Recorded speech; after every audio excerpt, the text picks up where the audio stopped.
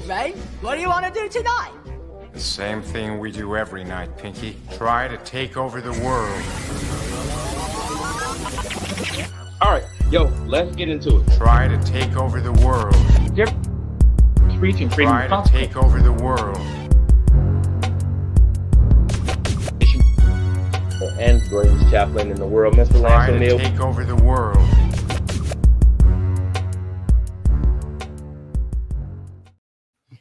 Yo, it is Sunday evening and we are back. Holy scamolas, we have a show for you guys. What up, world? It's your boy and the world's greatest chaplain, Chaplain Lance O'Neill. What up, Chappie? How was your week, man? It was good. Had a soccer tournament this weekend. The Sun, they have not had a great season. They lost a bunch of games due to the hurricane, so we weren't able to replace them. Opened with some real struggles. I think we had one league win. We only had like 5 games, and then they went to Atlanta this weekend, and they went 4-0, won the championship, and outscored. They won 2-0, 2-0, 2-0, 2-1. In the last game, it was 1-1 with about 90 seconds to go, and they scored, and we walked off happy. So it was a good weekend. That's what's up, man. I am my week was all right, man. I am lost in these projects trying to get them out by the end of the year, man. So things have been a little blurry around here. I don't know which way is up. Wife went out and did another marathon. She just finished That way. Yeah, I know, right? She just finished the women's marathon in Savannah this weekend. So big ups to her. I think that's like her 18th marathon or something. So yeah, she's killing it, man. She went from How do you know it was the women's marathon? I'm curious. No, it's they do it every year. It's just women's thing. I don't know, man. It's this all women's marathon down in Savannah. She went down there and volunteered and supported, man. So shout out to her for knocking out. She's becoming quite the marathoner. So I'm proud of her, man. She's collecting marathon medals like Thanos collect Infinity Stones at this point, man. So you know, I can't do nothing but show nothing but mad respect for my wife, man. She's out kicking ass and taking names while I sit back and take care of the kids and and support the marathoner, man. Because what's up, Allie? How you doing, girl? Hey, we got to get you back on the show, man. I've Better got her than me, I'll tell you that, is in terms of running marathons. Yeah, that is definitely past me, man. All right, so we got a lot going on. Let's see. This week has been bananas. Trump is definitely he's definitely stirring the pot a little bit. Biden is finally giving Ukraine some I guess giving the people what they want, right? That could be the theme of the week. Giving the people what they want on both sides, from the incoming POTUS and the outgoing POTUS. Everybody's trying to placate everybody, right? You got the current administration is doing their best to trying to Trump-proof the government, and the incoming POTUS is doing his best to prep the battlefield so that he can come in and have a smooth transition. So, hell, man, let's say we get to it. You ready? Oh, yeah. We are going to talk about what I have deemed the chaos cabinet, and I am going to I got to bring up the picture, man. This cabinet is interesting, I guess, is the best way we can describe it. I don't know how other way to describe it, man. It is It's bananas. BANAS, bananas.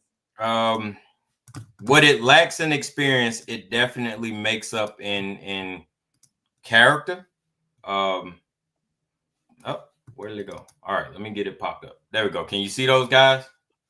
Can you see what you're gonna have to? I think it's better if you can zoom in. If you can zoom in row by row. I don't know if you're gonna be able to do that. Let me see. I might be able to stop my screen and kind of bring it in. If I present it a different way, might be able to bring it in a different way. Hold on a sec. Let me see. I mean, part of it, and if not, it's just we can go by name to some degree. I mean, some of them are, it's like, we don't need to talk about it. I think there's 2 or 3 4, maybe 5 that we really Oh, there there's quite a few that are questionable. Okay, so let's go with that then. Which one for you, and I think I already know, but which one for you is the most questionable? Most questionable? Sure. Oh, shit. Most questionable. I don't think I have a most questionable. Every time I thought I'd get to a point to you got to be shitting me, he surprises me with a new one. Like this is the most unbelievable. Like, who is the last person you could possibly think would fill that role? And then Trump's like, gotcha, bitch. Like, I never in my life, like, we joked about Robert Kennedy being the director of Health and Human Services. And I thought that was going to happen. I wasn't surprised by that at all. This is a no shit, hold my beer moment. Here you go. And then we take Matt Gaetz, right, for Attorney General. And we say, oh, yeah, hey, man, you know what? That's a perfect spot for you. It just fits, right? I mean, pick a spot, man. You got Doug Collins is decent. I mean, I don't want to shit on all his picks. Like, there's a few picks where I'm like, okay, these people are halfway decent human beings. They may be okay, but for the most part, man. Okay, let's go through a few then. I just got the list up, and that way you have your list, and all I did was go on to it's New York Mag, right? That's fine. We can definitely go. And some of them might be just like, that's fine. Let's move on. For Secretary of State, Marco Rubio.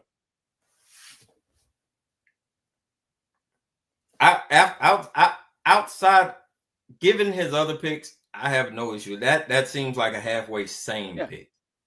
But he's got the Cuban background. He's been a senator for a long time. Probably the biggest thing he kind of had going against him was that he stood up to Trump in 2016. So bygones.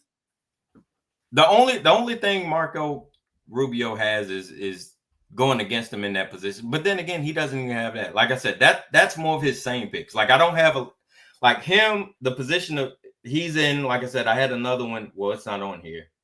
Where is it? I think it was the EPA position, which isn't on my screen. But yeah, there's a couple.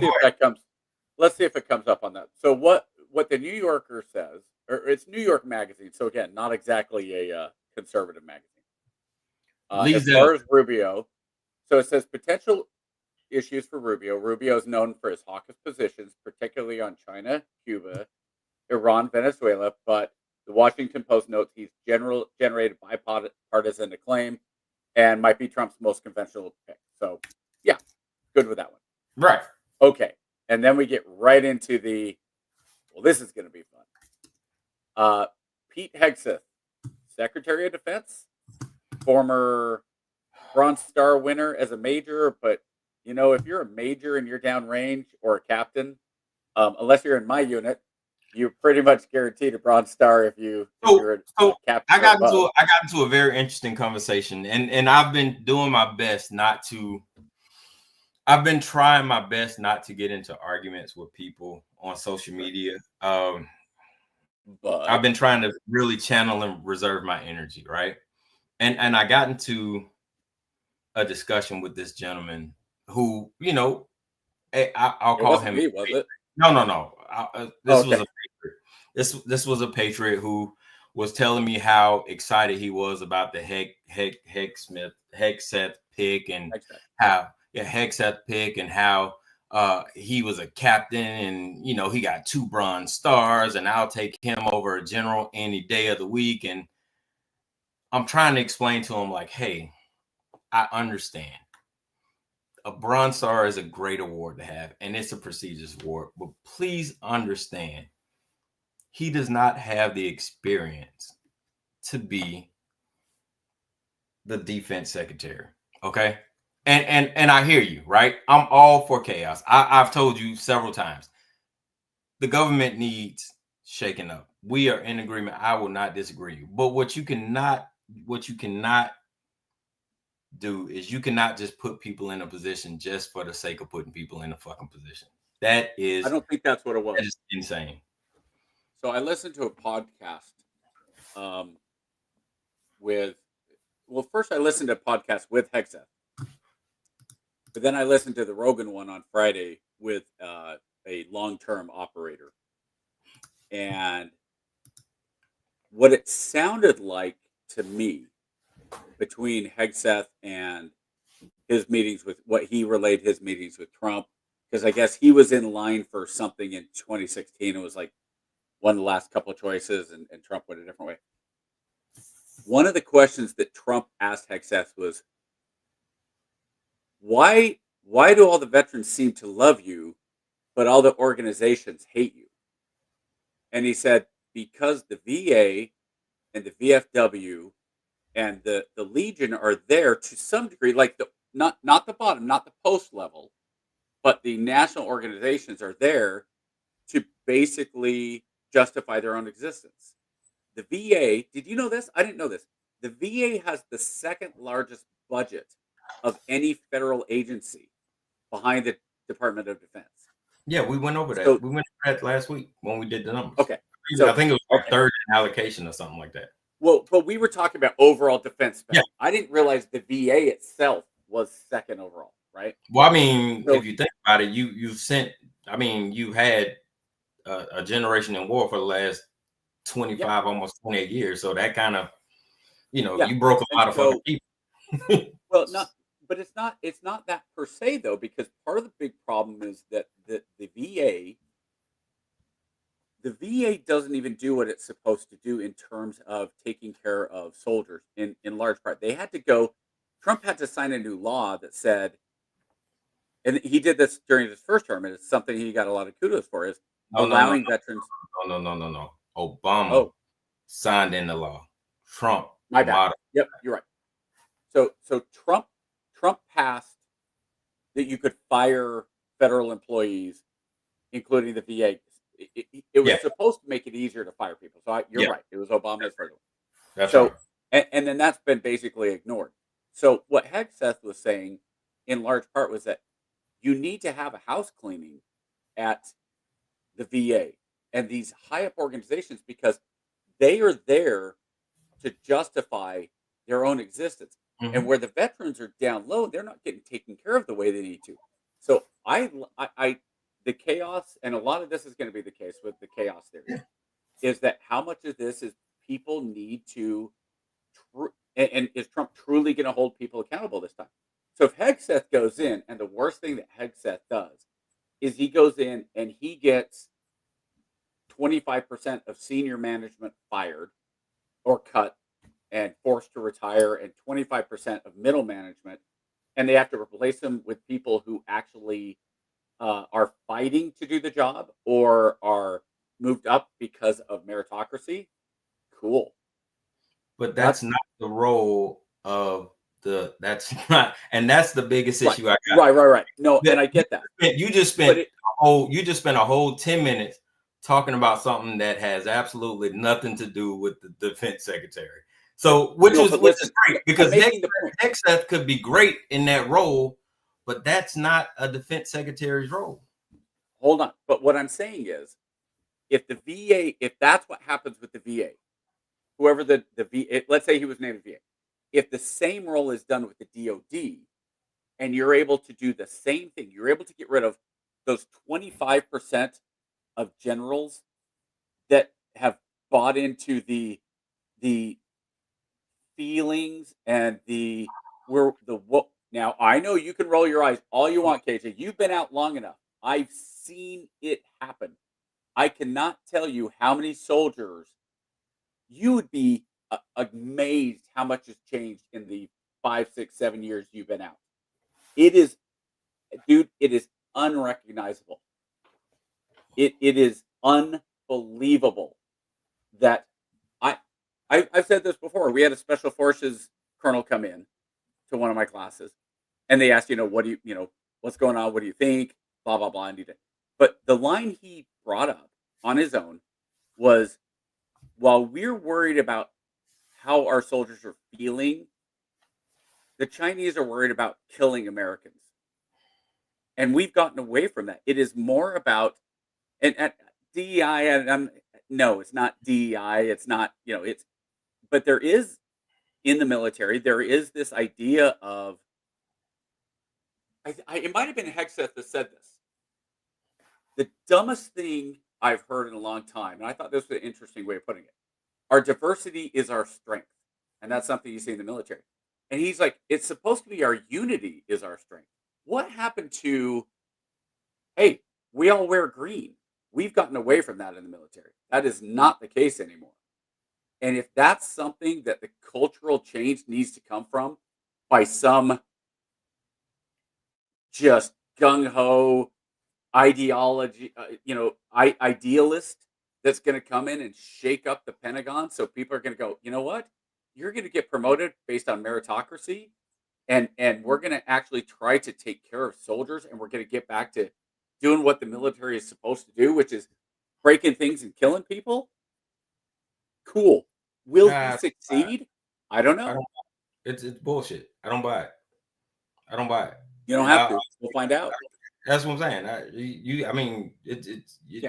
That y'all do is that same bullshit. You're running that same game. That same we talk about this same equality bullshit. Because y'all run it. It's the same lie we tell each other all over again, right? Oh, the best man or win or this, that, and the other, and we're all green, right? We're all green. We're all green. And the first thing they say is, oh, well, women can't fight in combat zones. Well, last time I checked, the combat zone is 360. It's a 360-degree combat space. The bullets. That's not what was. Hold on. Oh, that came out of his mouth directly. Context, KJ. Context. How much context you need to say? How much context you need to say that putting women on the front lines made us less lethal? What he was saying was, if you have women in submarines, one woman, a handful of women in a nuclear submarine with a whole bunch of dudes, you're gonna have pregnant women.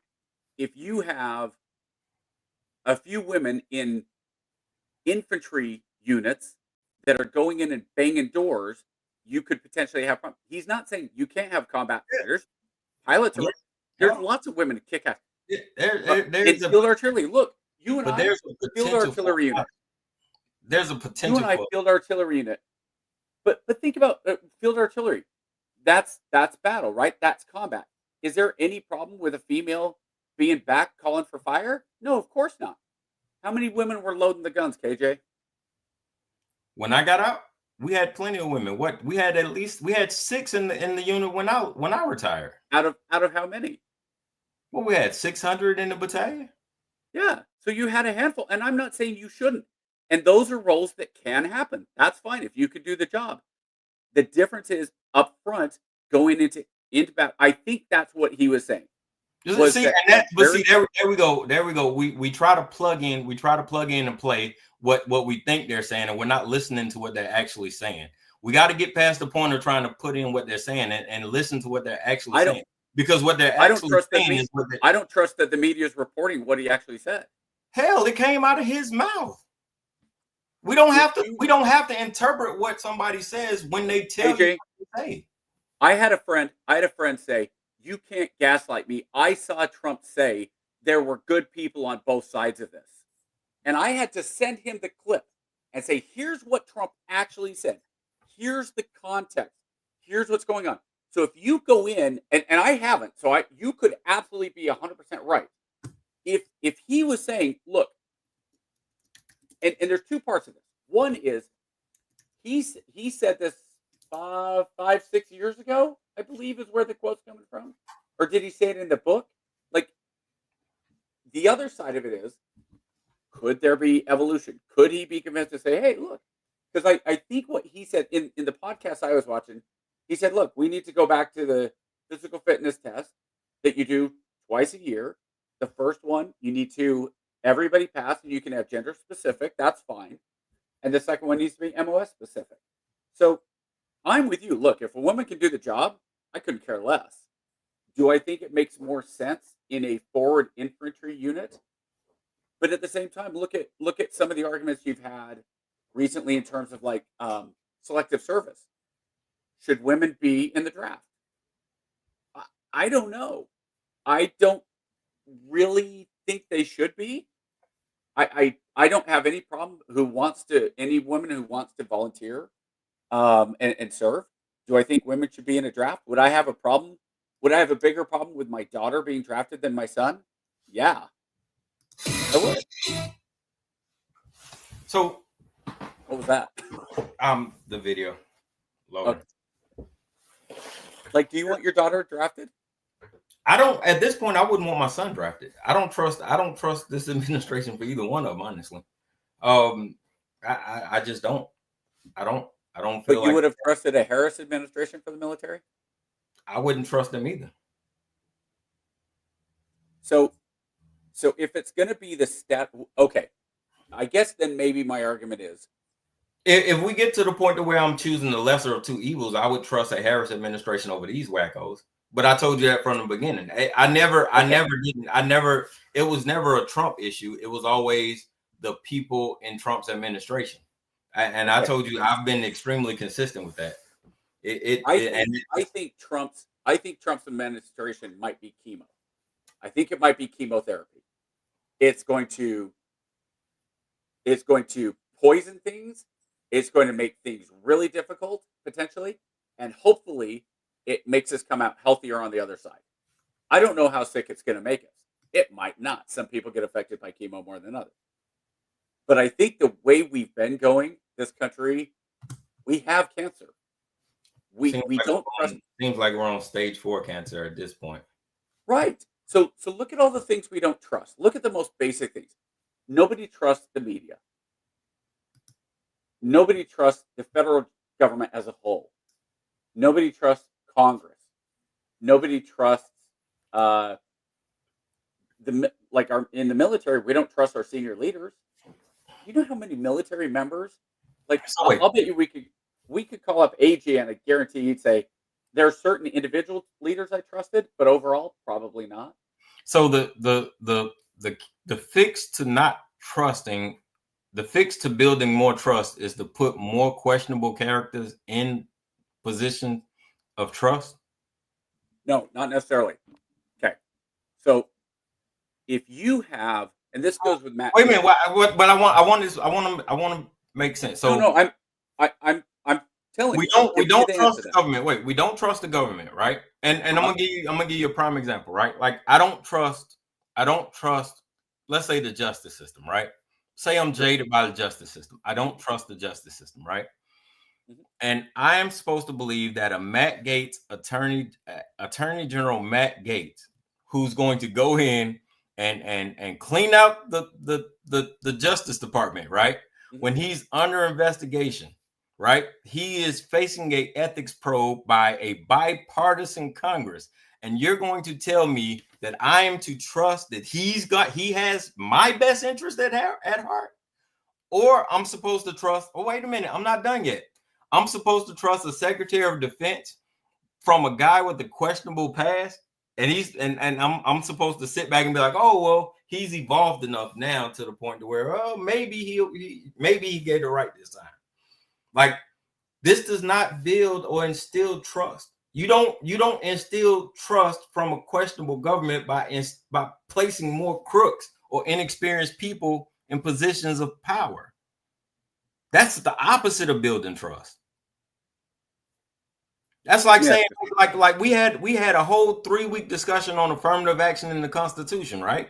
And how we talked about we believing in the best person and the most equitable person and removing the glass ceiling. We talked about this. We talked about this extensively, right?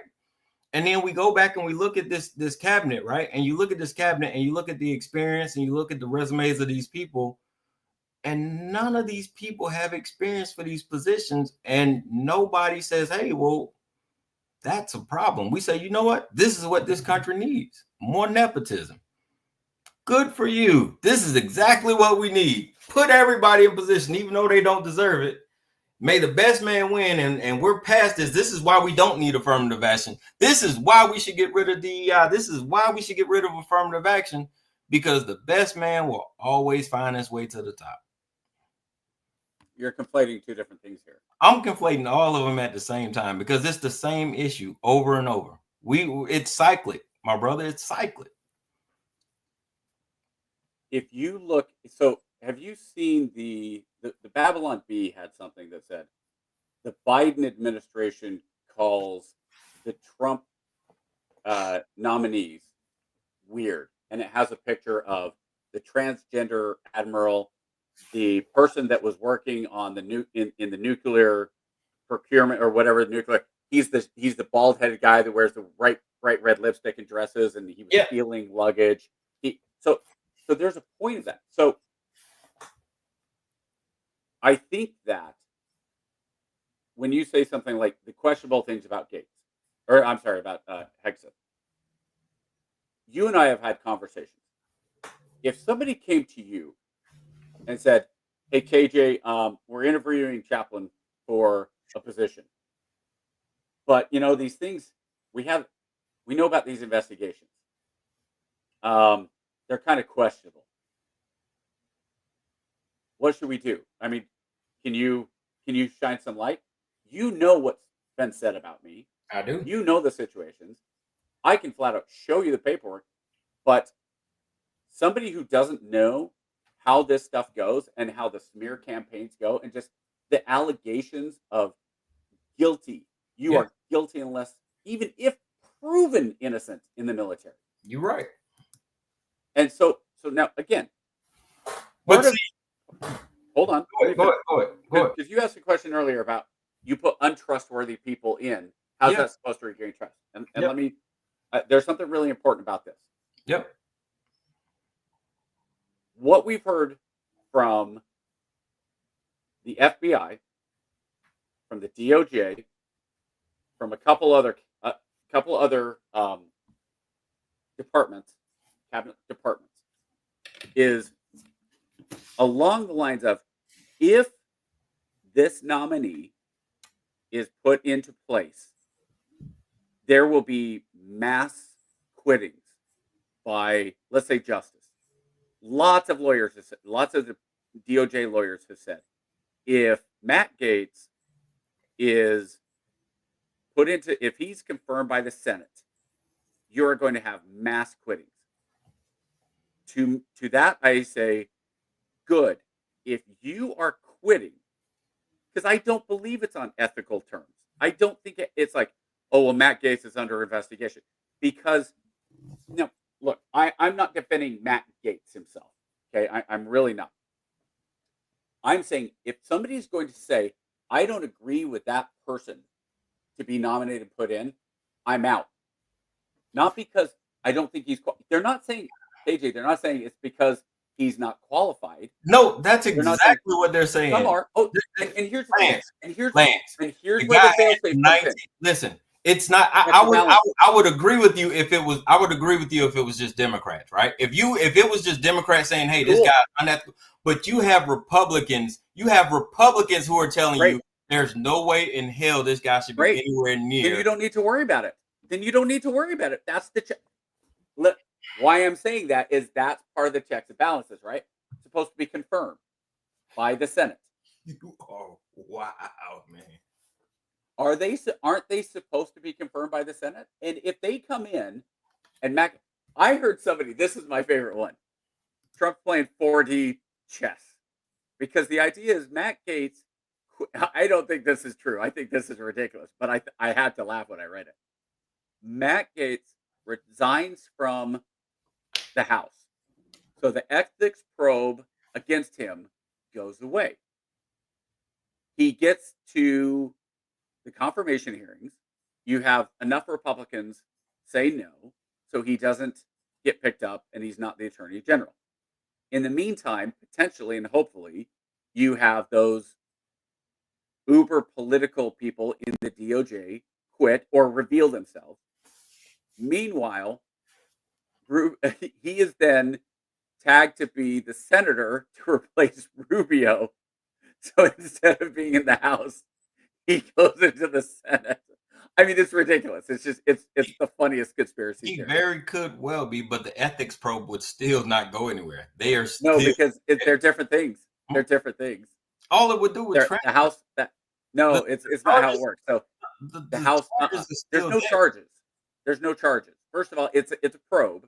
Yeah. He hasn't been charged with anything because he resigned. Investigation. Yeah, he was on the investigation and he resigned before it concluded. Well, what I mean is there's no criminal. It's not criminal. Yeah, it's not criminal. Yeah, it's not Censoring me, dude. Censoring me is nothing. Come on. So maybe that's the case. But I think what you're seeing with Kennedy, with Tulsi, look, there are still people who are flat out saying Tulsi Gabbard is a Russian plant. No proof, nothing there.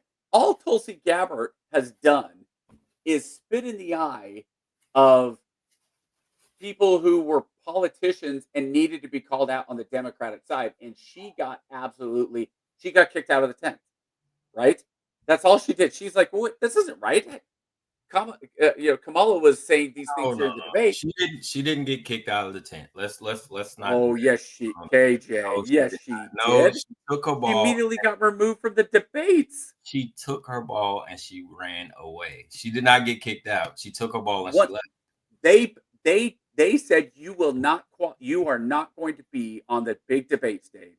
They kicked her out, and at that point, she said, "Well, then F you too." Well, that wasn't. I mean, the rules are the rules. She wasn't polling. She didn't get the polling.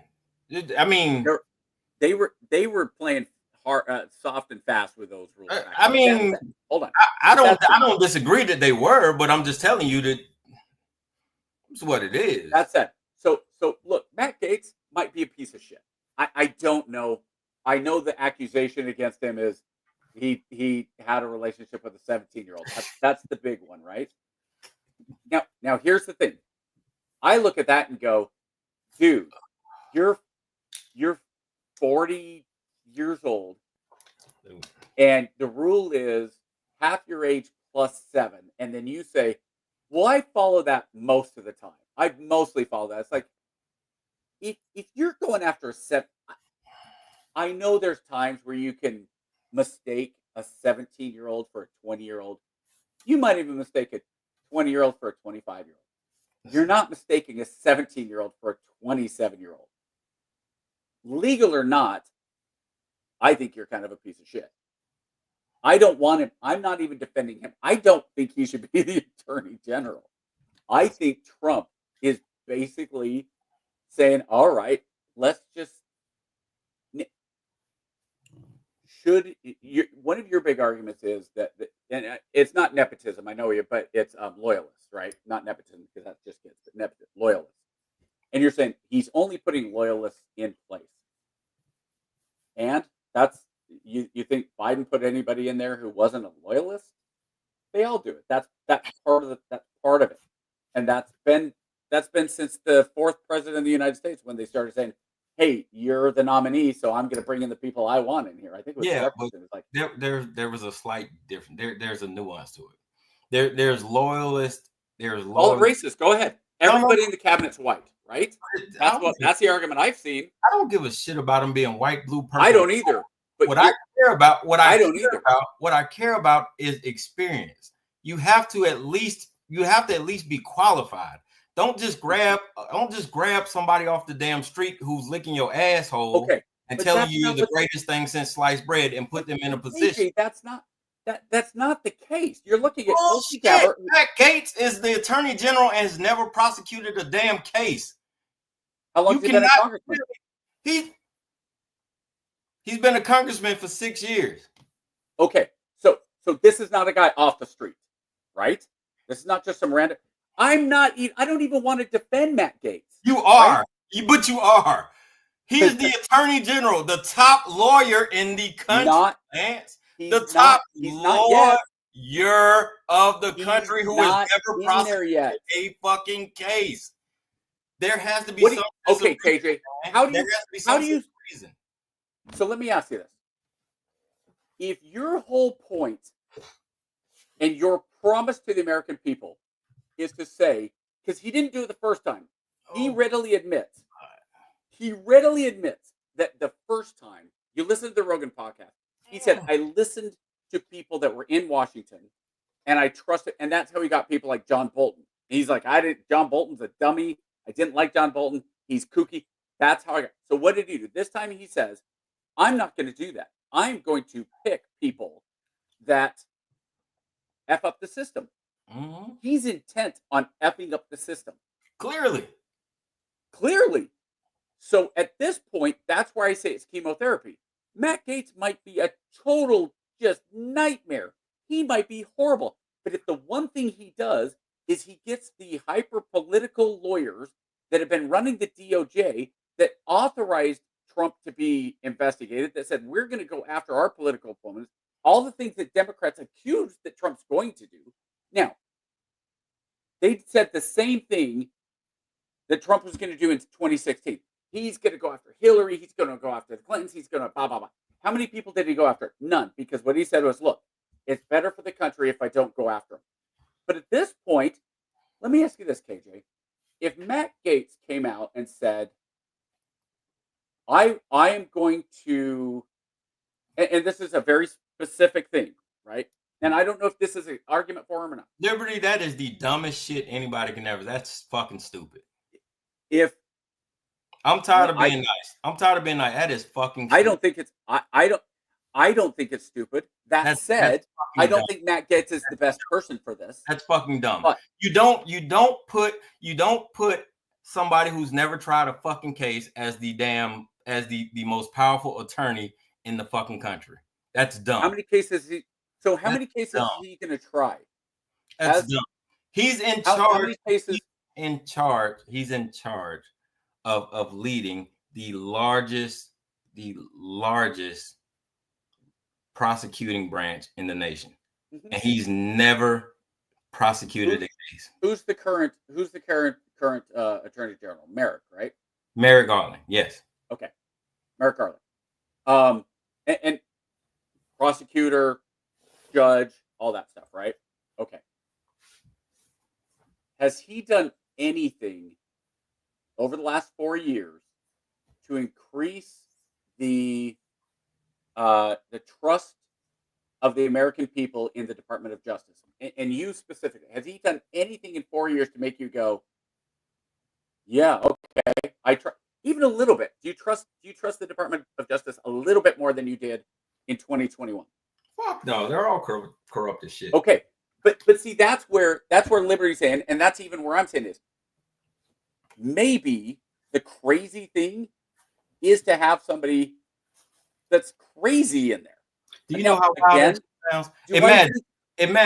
Imagine you're on trial for your life, right? And you says, you know what? I hate the justice system. I'm going to get a guy fresh out of law school. You know why? Because all these lawyers are corrupt. And I'm going to take a guy who just passed the bar. Matter of fact, not just passed the bar. I'm going to take a guy who passed the bar 10 years ago, but never tried a case. He passed the bar 10 years ago, and he's been under investigation ever since. From everything. Let's keep going, KJ. Let's keep going with where that argument is. Let's add on to that argument. Now, that is hold on. When you were 16, you were accused of shoplifting, and your court-appointed lawyer didn't help. When you were 20, you were in your car with your buddies, got pulled over by the police, and they planted marijuana on you. And now you do a 6-month stint. When you were 24, you were just doing the right thing, and suddenly you get pulled over. You're beaten up by the cops. They plant coke on you. You go back in for 3 years. The next time you go. So isn't there a point where you kind of go, look, I've been doing all the right things. My lawyers, all of the court-appointed ones, all the people that I paid for, all of them, they have screwed me over every step of the way. So there's this guy down the street. I don't know. My dad knows that he's a lawyer. I've mowed his lawn, and I'm going to go down and say, hey, would you be willing to try to help me? Because every time I've gone to court, I get screwed. And he goes, you know what? I'm pissed off at the court too. That's why I don't even practice. Now, again, I look at what Trump is trying to do. I address that shit. Well, I don't. Yeah, that's fine. Well, I mean, that's an argument, but I think that Trump could have made a better choice, but he also is looking at it. Go, okay, I had a loyalist in 2016. if Jeff Sessions was a career politician who had been a lawyer, who had been was he he might have been a judge anyway. He was out of yeah. Sessions was out of Alabama. That was a horrible pick too. But I mean, right. So Trump. So that's kind of my point, though. So Trump is going. I need some. Look, I can't go traditional. Why he picked Matt Gaetz, I don't know. Like that, the Hegseth one, I kind of get just because some people. I think last administration, the people were pushed on him. This administration, he's like, no. I'm gonna pick the people I'm comfortable with. Absolutely. And I get it. And as a president, he has the right to do that. Yeah, he absolutely has the right. I mean, that's what you win the votes for. Yeah. But so this, I mean, like I said, it's his right. It is. So if and again, I look at it and go, I understand Trump stirring the pot. I understand him saying we have to do something to blow it up. If Matt Gaetz blows it up, maybe that's a good thing. Like personally, I think the blow up needs to start with Congress. I think metaphorically, everybody, we're talking about metaphorically blowing up Congress. Just to be real clear, real quick. Once I said that, it's like, hey, let's turn that into a yeah, like that's definitely gonna be the clip. Blow up Congress. But I would rather have these crazy out, not even left field. Let's these jokes out of the stadium. Well, right, no, and that's what I mean. It's insane. This isn't out of the stadium. This is like down the street, down at the Pizza Hut, 4 miles away. But the guys in the stadium have put us into the position where we don't trust the government. We don't trust these institutions. If is Tulsi being named FBI? What is she being named to?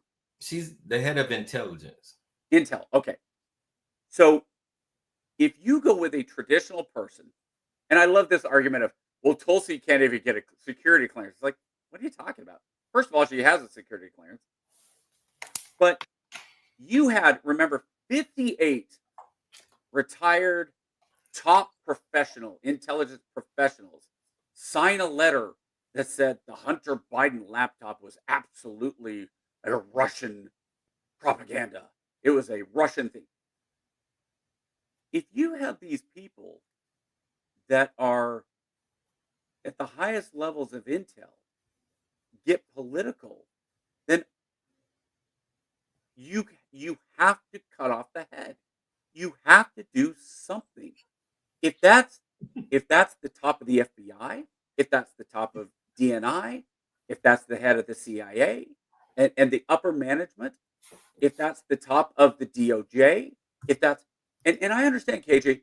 I hope, I really do. I hope that what happens is that there are, let's say with Department of Justice, I hope that if Gaetz gets in there, and we'll just use Matt Gaetz as the example, or whoever, but Matt Gaetz, let's say he's confirmed, which I still don't think is going to happen.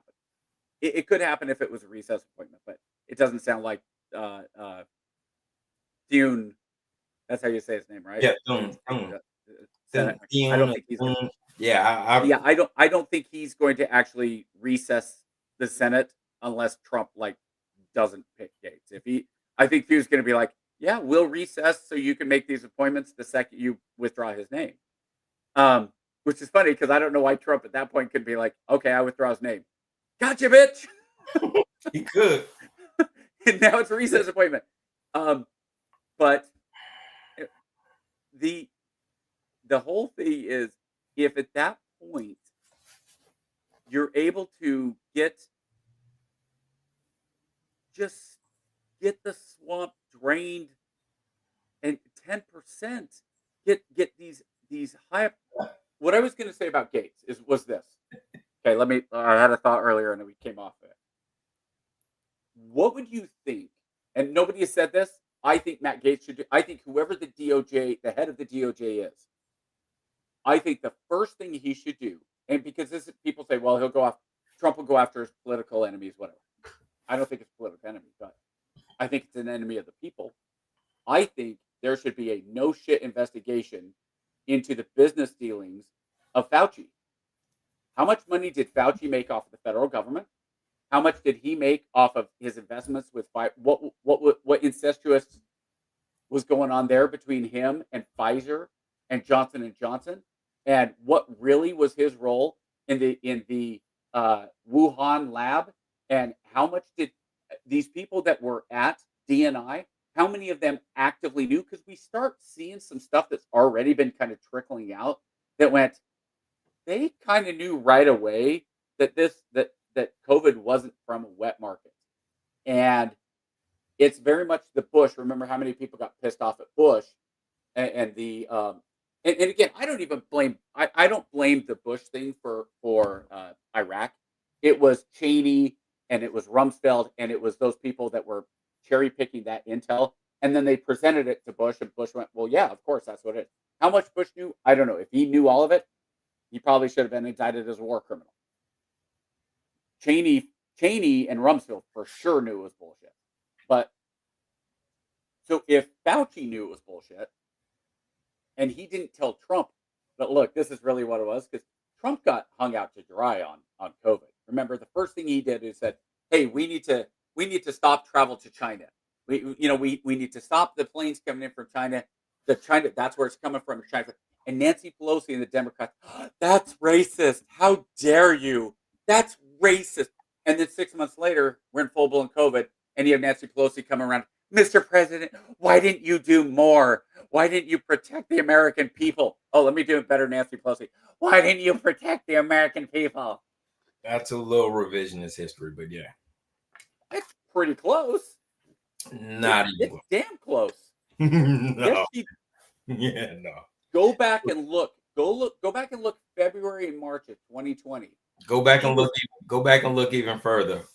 On the Obama transition team, they were briefed. They were briefed, "Hey, you should probably get ready because we're getting reports that there's a pandemic looming. Some leaks came out of Wuhan. You should get prepared." Trump said, "Fuck you. We'll figure it out." He got the brief. Hold up. So he got the brief then. Wait. He got the brief because we got to get it right. He got the brief. He didn't do anything about it. The thing came out. Fauci, I'm sure, kind of padded his pockets. They all do. So this is in no way defending those guys at all, right? But when he finally found out that, hey, this is probably a big deal, the first thing Trump said was, "Oh, it'll blow over. It'll blow over," right? We're not going to shut down. We're going to let it rock. It'll blow over, right? So which would have been the right call. He could have been the right call. He could have nipped it in the butt immediately, but we didn't. How would he have nipped it in the butt? I don't know. I'm not privy to that information. That was an opportunity, but he didn't take advantage of it. Maybe it was misinformation. I don't know. So what I'm saying is, I think there's a little bit different there, because I understand what you're saying as far as Trump did shut down that the pandemic squad. Let's call it. I know there was a phrase for it. He did. It was all prep. It was all prep before it got blown up. And Trump was like, "Nah, we killing all of that." So I mean, there was opportunities to stop it before it started. So it was okay. And there were some things there, but it wasn't, "Hey, this coronavirus is coming." It's just a matter of time before we have something. Because you remember by then we'd had bird flu, we'd had swine flu, we'd had this, we'd had Ebola. Remember Ebola? Okay. Yeah. So now, if you want to go back and say, well, Trump made a shitty decision by trying to save a few dollars by this bureaucracy, then fine. Yeah, that's a legitimate argument. Because what was Trump doing? Even then, 2016, he came in, he said, "Hey, we need to cut down on the bureaucracy," and he was really kind of stopped it a lot of ways. That said, it wasn't a specific warning; it was a very general warning. And if Obama had come in and said, "Liberty, you about 2 seconds away from being blocked with this bullshit," I'm not even watching what he's saying. So. I'm not even watching what Liberty's saying. I took my glasses off because it's easier for me to see you. So we need to get Elton and Liberty their own room. Oh God, yeah. Right. So, so I look at a lot of this stuff, and JJ, I know where you're coming from, right? I understand. There's like you said, you're worried about the cabinet being crazy, and so like, okay, what Liberty just said about RFK is an interesting thing, right? So part of the problem is on my side, and Dems do this too on their side, is that you look at somebody like RFK Jr. and say, look at all the good points RFK Jr. is making. We've gone from 3 vaccines 70 years ago to 70 vaccines today. And people say we don't have 70, it's only 8. But if you start breaking down, like in one shot, there's like 8 different things in that one shot. So exponentially, it's exploded, right? And we need somebody who's going to come in and say, no more food coloring and no more, fall additives and all this stuff. And it's a great idea. Mm-hmm. But the other side of that is it doesn't matter. First of all, you can't make McDonald's healthy, no matter what you do. You can't make McDonald's food healthy. You can tell McDonald's, hey, you need to, you can have no more than 8 milligrams of salt on your fries. You need to eliminate, and I would hope he doesn't do this, but you need to eliminate soda from all McDonald's restaurants. You have to get rid of the preservative that keeps the buns from going bad in 3 days. There you go, the buns. the preservatives in the buns. The problem with all of that is, at the same time, the American people are still going to choose to eat at McDonald's. And not only eat at McDonald's, eat too much at McDonald's.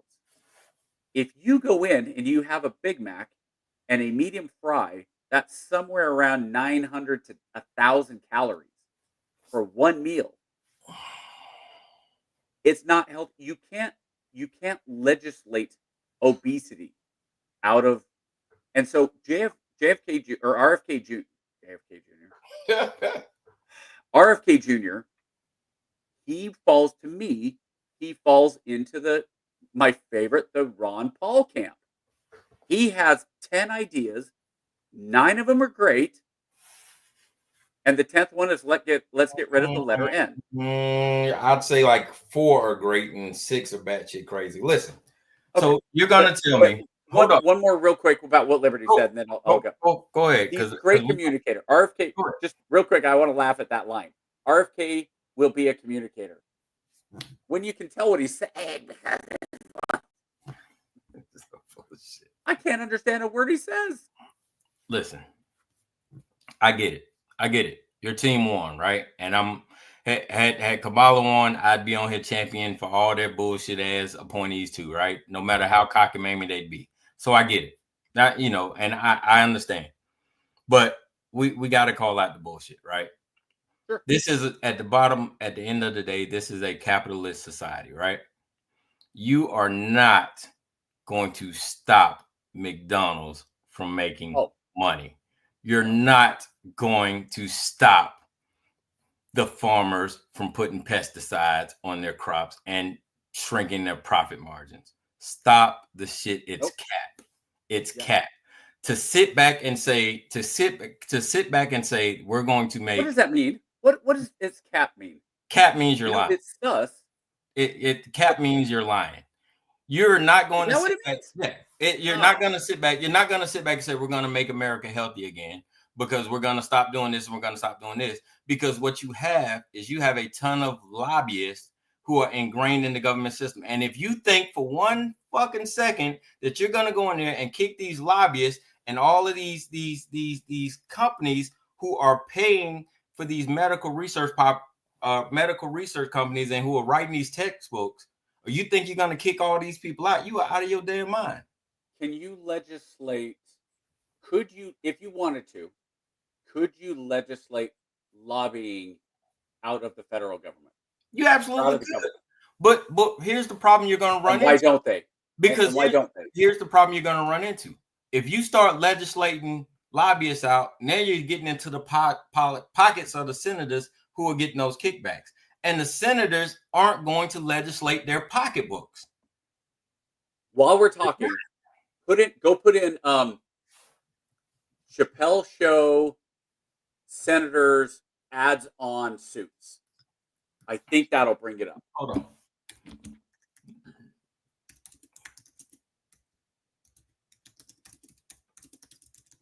So all of it sounds great, right?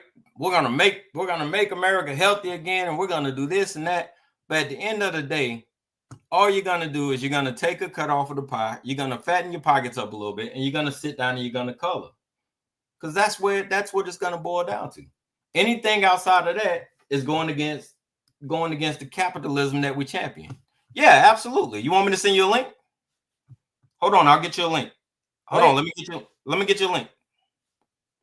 Oh, you're gonna have Liberty jump on? Yeah, no, you don't need the video. I'll just get you a link. Yeah. So okay, so I'm not finding it right now, but there's a Chappelle there's a ad that Chappelle does it where all the Congress, they have all the logos like NASCAR on their suits. Yeah. They should absolutely have that. Like, personally, I think lobbyists, I think the way they do lobbyists is ridiculous. I think anybody that works for a department, let's just use the easiest one. If you work for the Department of Defense, especially with any responsibility for purchasing weapon systems or the like, you should not be allowed to be a lobbyist for a defense contractor for X amount of time. Personally, I think it should be 10 years. But you know that's not going to happen, though. Well, we also thought that Trump wouldn't be reelected, and we thought that Matt Gaetz wouldn't be nominated as Attorney General. No. So those are possibilities. We're talking about. You're talking about fundamentally changing the way we're doing business, and yeah, and I would, and again, it's like what Elton was saying. I think it was Elton last week when I said I would hope that we would vote people in that are actually smart and qualified. Liberty, there really are very few, and there's if there are, nobody enforces them. You can basically become there's a few restrictions, like you can't be a lobbyist if you came out of the DOD procurement for 6 months or something like that. They're very, very limited. But what they do is they come in. Okay, so 3 years. Great. He had to wait for 3 years. Do you think that Chevron had that guy? What Liberty is saying is he's got a friend that California legislator that resigned had to wait 3 years to be a lobbyist for Chevron. Okay, but in those 3 years, Chevron can hire him. Chevron can pay him a crud load of money, and the entire time he can be quote unquote advising Chevron on who to talk to. He can say, "There you go." He made a mint. He can say, Chevron, if you talk to Mr. Smith down there in South Dakota, and you talk to Mr. Johnson, who's up in Maine, and you talk to Mr. Jones, who's in Georgia, those are 3 guys that if you go talk to them, they're the type of guys that will play ball if you were to, I don't know, help them with their reelection campaign. Do you remember on Braveheart when William Wallace was getting ready to have one of the major battles, and they go charging in, and they had the 2 reserves. One of them was the cavalry on the right, and the other one was like the reserves, the infantry. And Wallace comes in and he says, send in the reinforcements. So the guy gets up and he waves the flag, and the leader of the cavalry takes his horse and turns and walks away with his horses. And then the other guy, he turns, and then the Scottish Duke, the Bruce, he comes in and he's talking to Longshanks, and he's like, what the heck, And he said, well, you get things done. So and so, he cost a pretty penny. He cost a chest of treasure. The other guy turned for much less.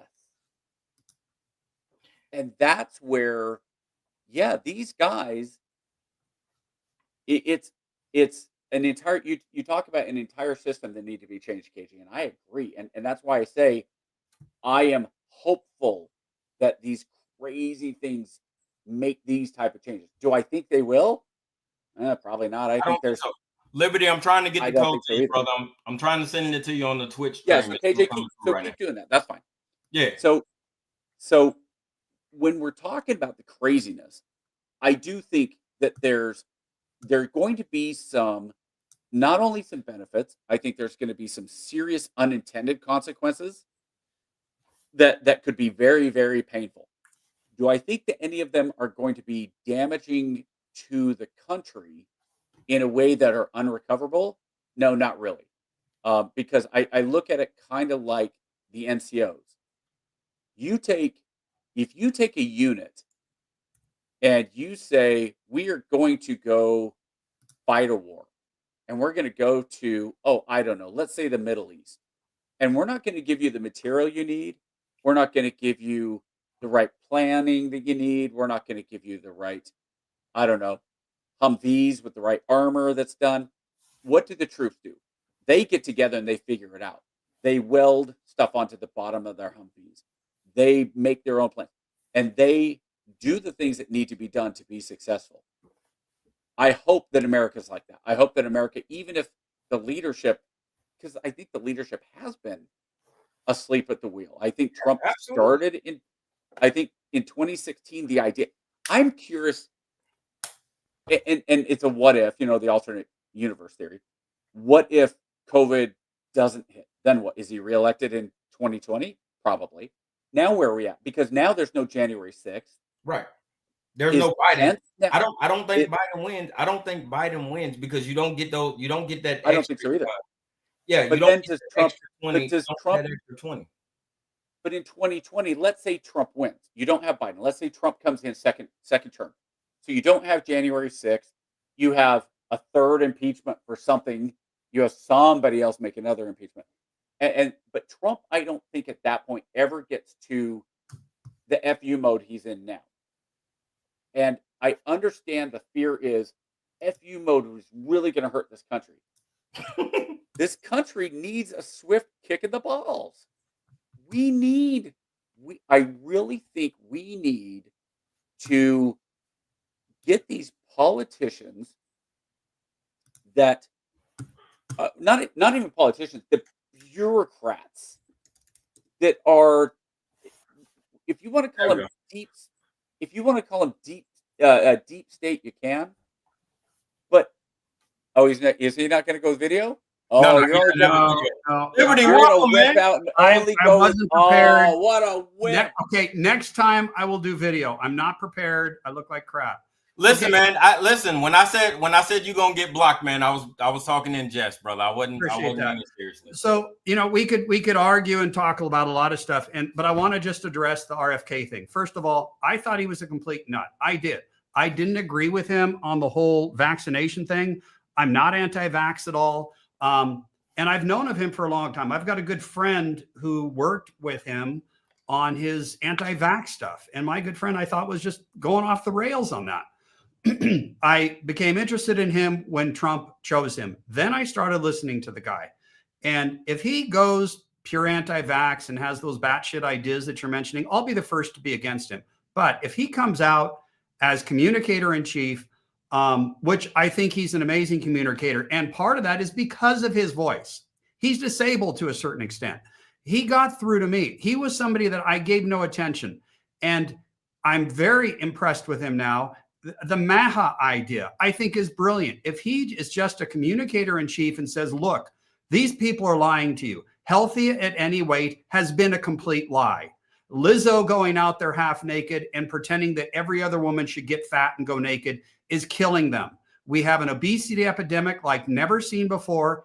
Diabetes, type 2 diabetes, and don't even say type 1 diabetes. I know that's different, is a complete, it's horrible. It's in children. Stuff like this has never happened. If we finally get some outsider to come in and say, hey, they've all been lying to you, your doctors, government, everyone, put down the donut, put down the ice cream or whatever Lance is eating. Put down the cookie dough? Yeah. So it could be amazing. And that's why I'm excited about the guy. Have you seen how fit he is at 70? No. You're He's absolutely right. He's a Kennedy, for crying out loud. That is exciting itself. Here's the and thing, I'm not though. even a Democrat. No. Here's the thing. You're absolutely right. But the problem you're going to run into, man, is you can't tell that kind of truth because it runs adverse to the ideas of capitalism. But And KJ, that's why he is so exciting. He will tell the truth. I agree with, no one is trying to stop food choice. And I was dead serious, by the way. I eat McDonald's all the time and I order just the patties, and you can do that. I go to In-N-Out Burger. You guys probably haven't heard of it. I don't know what state. Oh, absolutely. Yeah. How dare you, sir? I order 4x0s plain protein style, which, as you know, is 4 patties wrapped in lettuce. That's it. Weirdo. If you're not going monster style, you are wild. I'm not going monster style because you're going to talk about In-N-Out when neither of us can get to an In-N-Out. The closest one is like seriously an 18-hour drive. I go there every few days. And I don't do the monster fries because I want to look like RFK when I'm his age. And I don't think anybody's going to try to stop capitalism. But the problem is we don't even have communication. Okay, Mexico, for example, they have warning labels on their packages. It didn't work because it got too politicized, and everything's got warning labels. Warning labels don't work. Well, they will work if they don't get too politicized. But at a minimum, if government went out there and instead of saying healthy at any weight, men can be women if they want to pretend to, and they put all of their communicative might behind one message: stop sugar, it's killing you, and a few things like that. And I'm not saying he's going to do that. That's what I envision. I hope he does, that somebody says, get rid of the batshit stuff, focus on 2 or 3 things, change the world. That would be amazing. But no one's trying to stop capitalism, but we have to stop big sugar. They're in the pockets of both parties. Whenever there is a bill to do something to warn the public about big sugar, they kill it. And I don't think RFK is going to be in the pockets of corporate big sugar. I can't believe I'm saying that. I'm fully in favor of capitalism, but it's gone too far. But that's the problem. Liberty, let me ask you a question on that, Liberty. Is, to me, the easier fix is this. It's not even that you need to stand up to big sugar or big corn or big agro. It's that the government needs to stop giving them money. There needs to be no subsidies. Let the market, because if the market says, hey, there are more. By the way, you are talking to someone who I have done major things in agriculture, and historically, I opposed marketing orders that do just what you said, and I won. But I'm telling you, we don't know here how much subsidies they get. I don't know how much it is anymore. If there is any, of course, throw it out. I had subsidies offered me. I said, I don't want them. Yeah, but you might actually have some ethics and some morals. That's not the case for the vast majority of people. But I totally agree with you that subsidies should stop. But I think it's going to take more than that. I mean, once private equity and everybody else comes in and picks up the slack from the subsidies, they'll still have all the money. This is the most addictive product on the planet. Yeah. Every end cap in every store has Oreos, all this other stuff. People can't stop. Yeah, the corn syrup. Yeah. Yeah. And so it's going to be more, and we can't stop capitalism. I truly believe, and I don't mean to sound like a batshit crazy, I truly believe that 10, 20 years, we're going to be looking back at this last 100 years and say, it wasn't tobacco, it was sugar. That was the big problem. Oh, well, yeah. I assume you know this. Back in the 70s, the government was saying, well, look, we're looking at a potential obesity issue here. Which one do we tell everybody is bad? We can't really tell both because, I didn't know that. Yeah, good point. And they pick their poison. And it's sugar bad or fat bad? But And they look said at it's what's bad. happening now. This healthy at any weight. You see these women all over the place gaining weight because they see Lizzo and all these other, and no one is saying to them, do you get it? First of all, you're not attractive. Second of all, you're killing yourselves. My favorite thing about the Lizzo thing is if you're gonna say, and this is nothing against Lizzo, but she's the easy target, right? If you're gonna say Lizzo is beautiful at whatever weight she is, then why do you get offended if I say you're starting to look like Lizzo? Good point. And now she's on Ozempic, even though she denies it. We know she is. But The juice. Everybody's on the juice. and as well, they should. You know what? If You they know what's can't funny stop about that? sugar. My wife started it, and she doesn't like it. It makes her feel kind of sick and queasy. So she's like, I don't think I'm going to keep going. But So- it's going to change the world, and I advocate it, even though I would never take it myself. I advocate it for those who are otherwise going to die because they can't stop the addiction. I have I'm no sorry. problem with I have no problem with pharmaceuticals helping people, but I have a problem with pharmaceuticals being forced on people, and I'm not anti-vax either. When the COVID vaccine came out, I took the COVID vaccine for one reason only, which was I knew the Army was going to require it. And I was like, it's coming, so I might as well take it now because, and sure enough, that's exactly what happened. But I did not allow any of my kids to get it. I didn't put any of them in line because I didn't like the idea of untested things. Yeah, our So- kids didn't get it either. Yeah, so RFK Jr. coming in and shaking up the Department of Health or FDA or whatever, that's where, to me, it doesn't. And this is the Matt Gaetz, the Hegseth. Hexeth. Can we just get a Smith and a Jones? Yeah, I don't like get back. Yeah, I'm not even sure how you say Gates. Is it Getz or Gates? Gate, but- Gate, Thune, like all these names. What do they say about black names? I need you to just get regular names. Why are you naming all these people with weird names? we need to get Key and Pill to do a whole government thing instead of the high school names. And they, by the way, that was brilliant because I have done some volunteer work in high schools. Some of the names, like legitimately, I'm like, it's Janae. It's like JAYNAIEE. It's like Janae. What? I mean, so, but I look at this whole thing, and I say the way we have gotten as a government, the trust that has been lost by the government.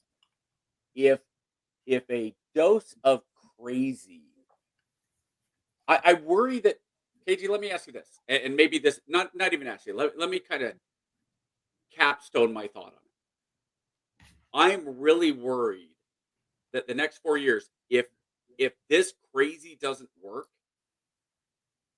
this nation legitimately will not exist in a recognizable form within 50 years. I agree with you 100%. Go ahead. I'm sorry. No, you're good. You're good, Lip. So let's see. We have a president hell bent on revenge. We got a cabinet. We got a cabinet with no experience at the heads, whose sole purpose is to reform the departments that they have no experience in and don't know how they work. The only thing they know is they just gonna change it. Okay, let me answer that if I can. First of all, hell bent on revenge. We went through Trump 1.0, and I think that the people who voted for Trump, like me, who don't necessarily like him, we don't think he's going to do the hell bent on revenge thing. He didn't 1.0. I don't think he's going to 2.0. I think there's enough checks and balances to stop that. I get it that sore losers want to say that's what he's going to do. Let's wait and see.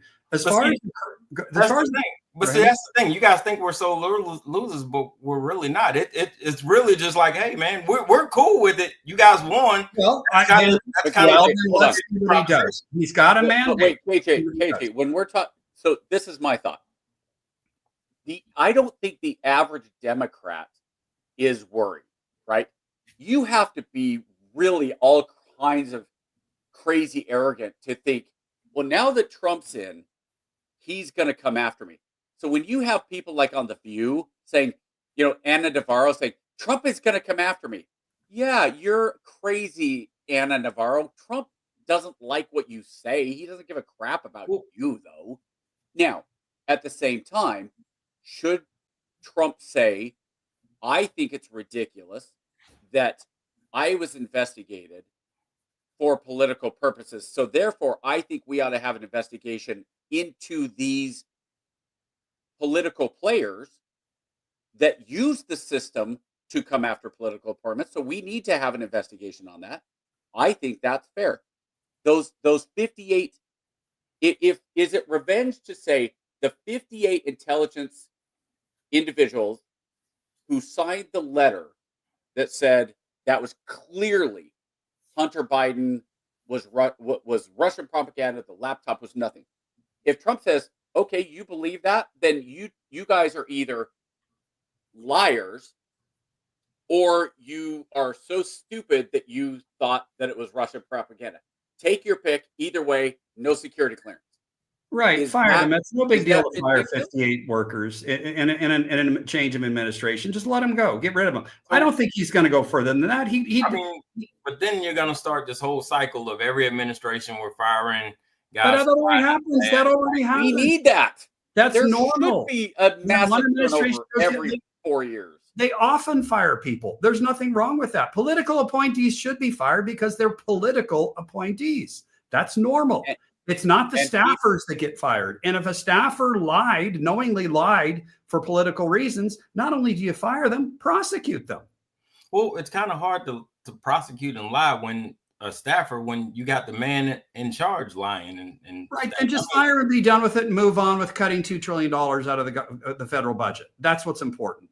And that's why we are excited. I was not an Elon supporter. I am now. I was never an RFK supporter. I wasn't a Trump supporter. I am now. I saw what happened for the last 4 years.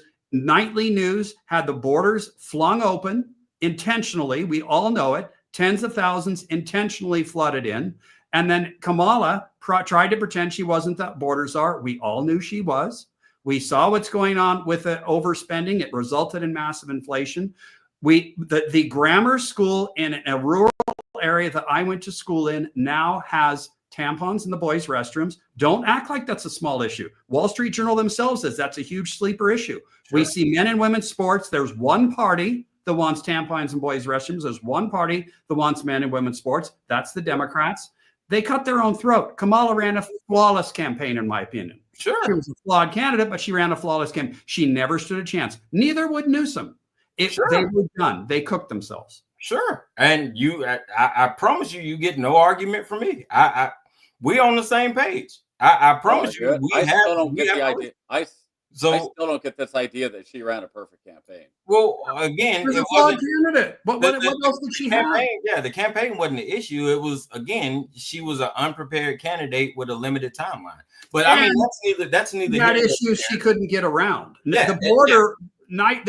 No one could unsee that border open night after night. It came down to two things for me. For me, it came down to two things. She messed up when she had a softball question on The View. Hey, you're on a friendly network. I'm going to ask you the easiest fucking question you'll ever get in a friendly network. Hey, what are you going to do different than Biden? 63% of the country says, hey, this guy fucked it up the last 4 years. What are you going to do different? And the first thing comes out of her mouth that's sitting there looking crazy for 30 fucking seconds is, I can't think of a single thing I'm going to do differently. Well, I'm going to defend her and say that doesn't matter what she would have said. She would have been told. It was done. Oh, no. No, but what I'm saying is, wait. What I'm saying is, when you're fighting from your back already. I agree. That's the worst fucking answer you could goddamn come up with. Of course, you couldn't get much worse. So this is my argument. This is my argument about why the campaign had issues, and you can talk about the things like the infrastructure is bad. KJ, I sent you that article from Notice, and I don't even know who Notice is, but they talked about the infrastructure thing. But you're telling me she ran a perfect campaign, and she is somebody who memorized. She's a lawyer, so when they go into court, you know what questions you're going to ask. You anticipate what questions are going to be. If you don't think she knew what questions were going to be asked on The View, you're right, Lance. You're right, but I think from a strategic standpoint. But hold on. So when they ask her that question, if by some incredible way she didn't know that question was coming, nobody on her campaign prepped her and said, look, you need to have a good answer for these very basic questions. What would you have changed? What would you do different? What's your vision for the country? Where do you see us in the next 4 years? What is your... There are about 10 questions that the three of us could sit down and say, let's come up with a... She had to have been prepped. She just screwed up. Yeah. She had to have been prepped. But here's the... Then the campaign screwed up because they didn't prep her then. You're right. But I think from a strategy standpoint, they did everything they could. I don't see that they did anything wrong. You know, they had internal polling. Every campaign's internal polling is always better. They knew they had huge issues. A lot on the left were saying, well, why is she focusing on these things? Why is she trying to bring the center in? Because she knew she had to. She never energized the base. It was dead to begin with. And I don't think it was her fault. I think the issues were bigger than any Democrat candidate would have. Absolutely. I don't agree with that at all. When she came in and the entire media got behind her, and she at one point had a 3 or 4 point lead on Trump. And then she squandered that by doing some very the entire media doesn't exist anymore. That's been proven. That was just proven. The entire media is YouTube, social media, all these influencers. That's the media. So she skips the Al Smith dinner. She was smart because her advisors told her, no matter how bad you're going to look, you'll look way worse if you show up. But you not when you have Jim Gaffigan, who is a diehard Democrat, taking shots at her, going, "I don't know what to tell you." She was a disaster. Her people knew she was a disaster and said, "Don't go out there. You can't do it. You're dumb." It doesn't matter. It is a prepared. You can read, and she might not have great comedic timing, but she would have showed. Why didn't she do it? Because her advisors mistakes were made. Bad advice. Hey, but she went in and did a stupid Saturday Night Live style skit that she spent the time on it. And she went on and she spent $100,000 on building a set for some. What's the pod? Who's Your Daddy podcast? Oh, that's right. That was I've never dumb. seen that. Yeah. That was dumb. Well, they spread money all over the place. But she ran it. But she ran a perfect camp. That's where I look at that and I say they made such basic mistakes. When Trump went on to Rogan, and you can say, "God, we don't think Harris is going to be able to last for 2 or 3 hours," but let's say they're polling the polling was right, and they knew they were down 2 to 3 points. At that point, do they go, "Hey, we've got a week to go. Trump just went on. Vance just went on. We are going to lose." But they couldn't. You gotta go. There's no way she could withstand 10 minutes on Rogan. He'd rip her apart. I don't disagree. But she'd rip herself apart by just his questions. She wouldn't answer. Liberty, stop for a minute. The internal polling is already saying you are losing. You will lose. You don't go on Rogan, you will lose. No matter what, she was not going to. She was still going to get New York. She was still going to get California. She was still going to get those blue states that no matter what, doesn't matter. She could have come out and said, "Screw you, California." She still is getting California, okay? She could have come out and flat out said to the California people, "You guys are crazy if you vote for me." She still would have won California. And by her then going, if the campaign at that point said, "Madam Vice President, we're looking at the numbers. As is, you are losing. There is no way you can win.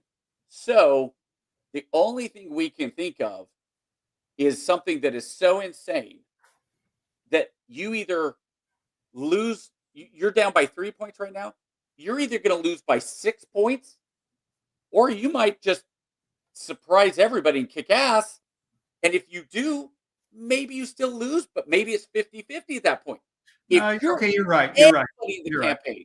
Yeah. If you're anybody, you say you have to go on Rogan. Well, I just think she had smart people that probably knew how inept she is and said, "Look, we know you have to, quote unquote, go on Rogan, but you can't because you're you." I gotta push back a little bit. Doesn't matter. Hold on. She's far from inept. The problem with She's the not Harris personable. the problem with the Harris campaign is she was trying to be too many things to too many people. Everything to everyone. And she lost herself. If she'd have just ran an organic campaign and just let Kamala be Kamala, I think she'd have came off more. She'd have came off more organic. You're right. She would have been able to lose and go onto the speaking circuit and make a lot of money. But now probably no one would ever want her on the speaking circuit. She'll laugh all the way to the bank. Yeah. But that's neither here nor there, man. We good on that. Let's talk about this audit. So the Pentagon has failed their audit. Guys, I'm going to let you go. Thanks for letting me invade. Hey, Liberty, thank you so very much, brother. Appreciate you. Thanks. Take care, guys. All right, man. Take care. So listen, the Pentagon has failed their audit for a recorded 7th year in a row. And they've never passed one. Yeah. So I don't know why it's been 7 years in a row, because they've never passed an audit. So this time, I mean, they're getting better. So they've only lost how many hundreds of billions this time? They've only been able to unaccount for $137 billion. Out of a what budget? Out of 867. So they've only been able to 137 20%. Only 20% of their budget's lost. Only. So we're getting better. We're getting better. Just and if you were downrange, now I wasn't, thank goodness. I got stuck in Guantanamo, and then I didn't go to Kuwait and Iraq until ISIS was there.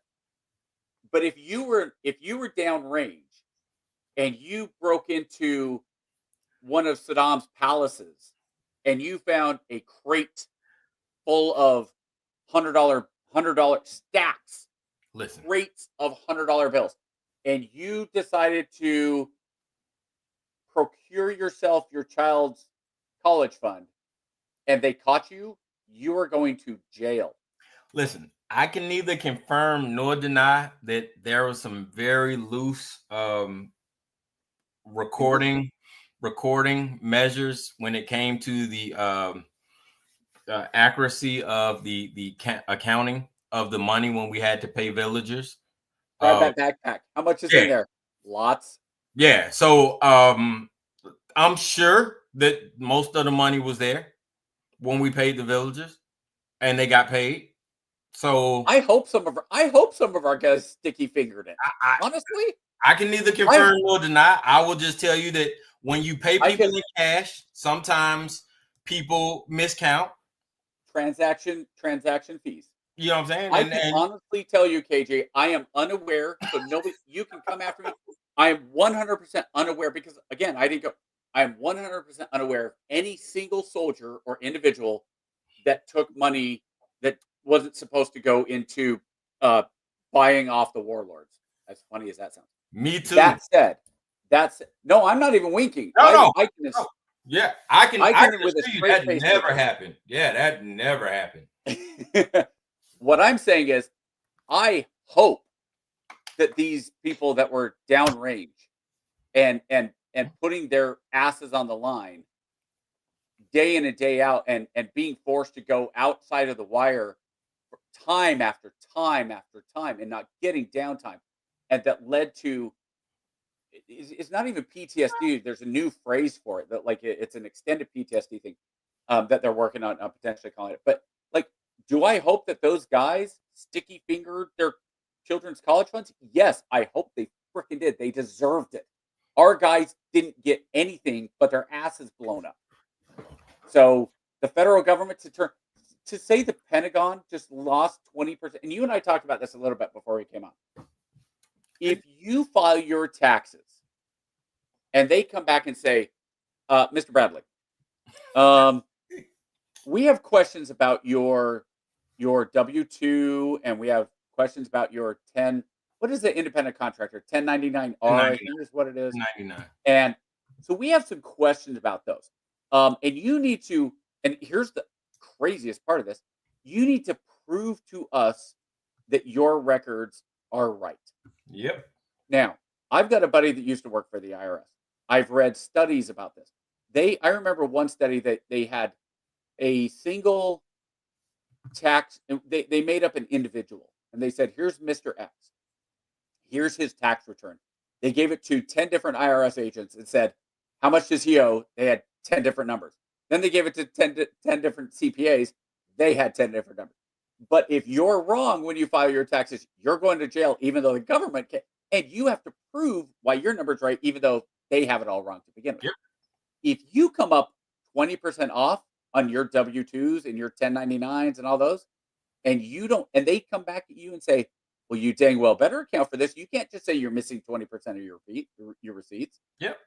Dude, you're getting fined, at least fined. Daily interest. And at worst, you're going to jail.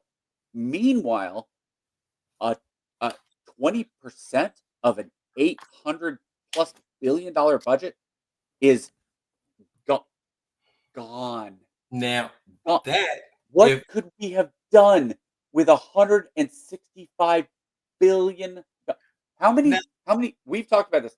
How many houses for homeless vets could $165 billion build? If Hegseth would focus on that and not talk about, oh, I'm going to turn all my attention on the woke and the DI, I'd be like, hey, man, that's absolutely perfect. Go for it. That's what you need. Heard him. But I'm that like, was that's the what podcast. you need to be. But That what was I the, don't that was part of it. That was the podcast I was listening to. He That's what was I'm saying. talking about that. Yeah, but see, what I don't need the sect they're focusing on is the first thing I'm going to do is I'm going to come in and I'm going to get rid of all the woke shit. What does that mean? How can you quantify it? How can you quantify a battle on woke? So, KJ, here's part of the problem. You just said he should be focused on that, right? Now, it's do you go with the who's the money guy? Dave Ramsey. Okay, so there's two theories about getting out of debt, right? Sure. The one theory is you have all your different debts. You owe $100 to this card, $200 to this card, $500 to this card, $1,000 to this card, $10,000 on your card. So one theory is you pay off the 100, and then you take that extra 100, and then you pay off the 200, and then you pay off the 500, then you pay off the 1,000, then you pay off the 10,000. The other theory is, what is the one with the highest APR? What is the one that is kicking your butt hardest?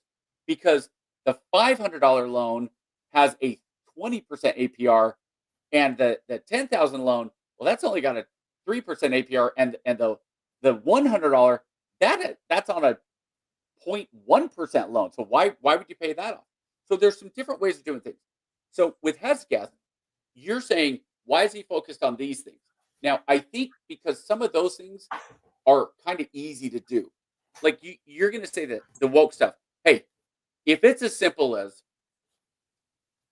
the Secretary of Defense has said, we are going to have a review, and anybody that is signing off on the whatever you want to call the woke agenda, that's what I was you going might to as well. How do you quantify what is woke? Right. And that's how do you quantify that in policy? If you can quantify, right. That's what I'm saying. If you can quantify it to me in policy, what does that mean? How are you going to attack that? What does that mean? And that's a great question. I think that's a very valid question, right? If you say, let me ask you this, KJ. Is it woke to say that X number of promotions must go to females? Is that woke? No. It's not? No. Why not? No, because X number have to go to females. Why? No, because it's relational. Because why? It's relational. What? What do you mean? What do you mean? What do you mean? It's relation. It's relational. It's relational to the percentage of the army. The same way we say, well, all right, well, we got 300 infantry officers. That means we have to promote, at least 30 majors. So, all right, well, if I got 600, female officers, I need at least 300 of them got to watch females peeing. Well, I need at least 20 female NCOs. If I don't have 20 female NCOs, I got to do my numbers. So there's at least a statistical reasoning behind it. I can at least justify it, right? So I'm not saying that it's woke to promote females, right? I'm not saying, oh, well, I have to have so many black soldiers. I have to have so many black officers. I have to have so many white officers. That's not what it is. Would it be woke to say that though? Would it be woke to say X percentage of promotions have to be people of color? No, because nobody's doing that. Yes, it is, KJ. No. It absolutely is. They are.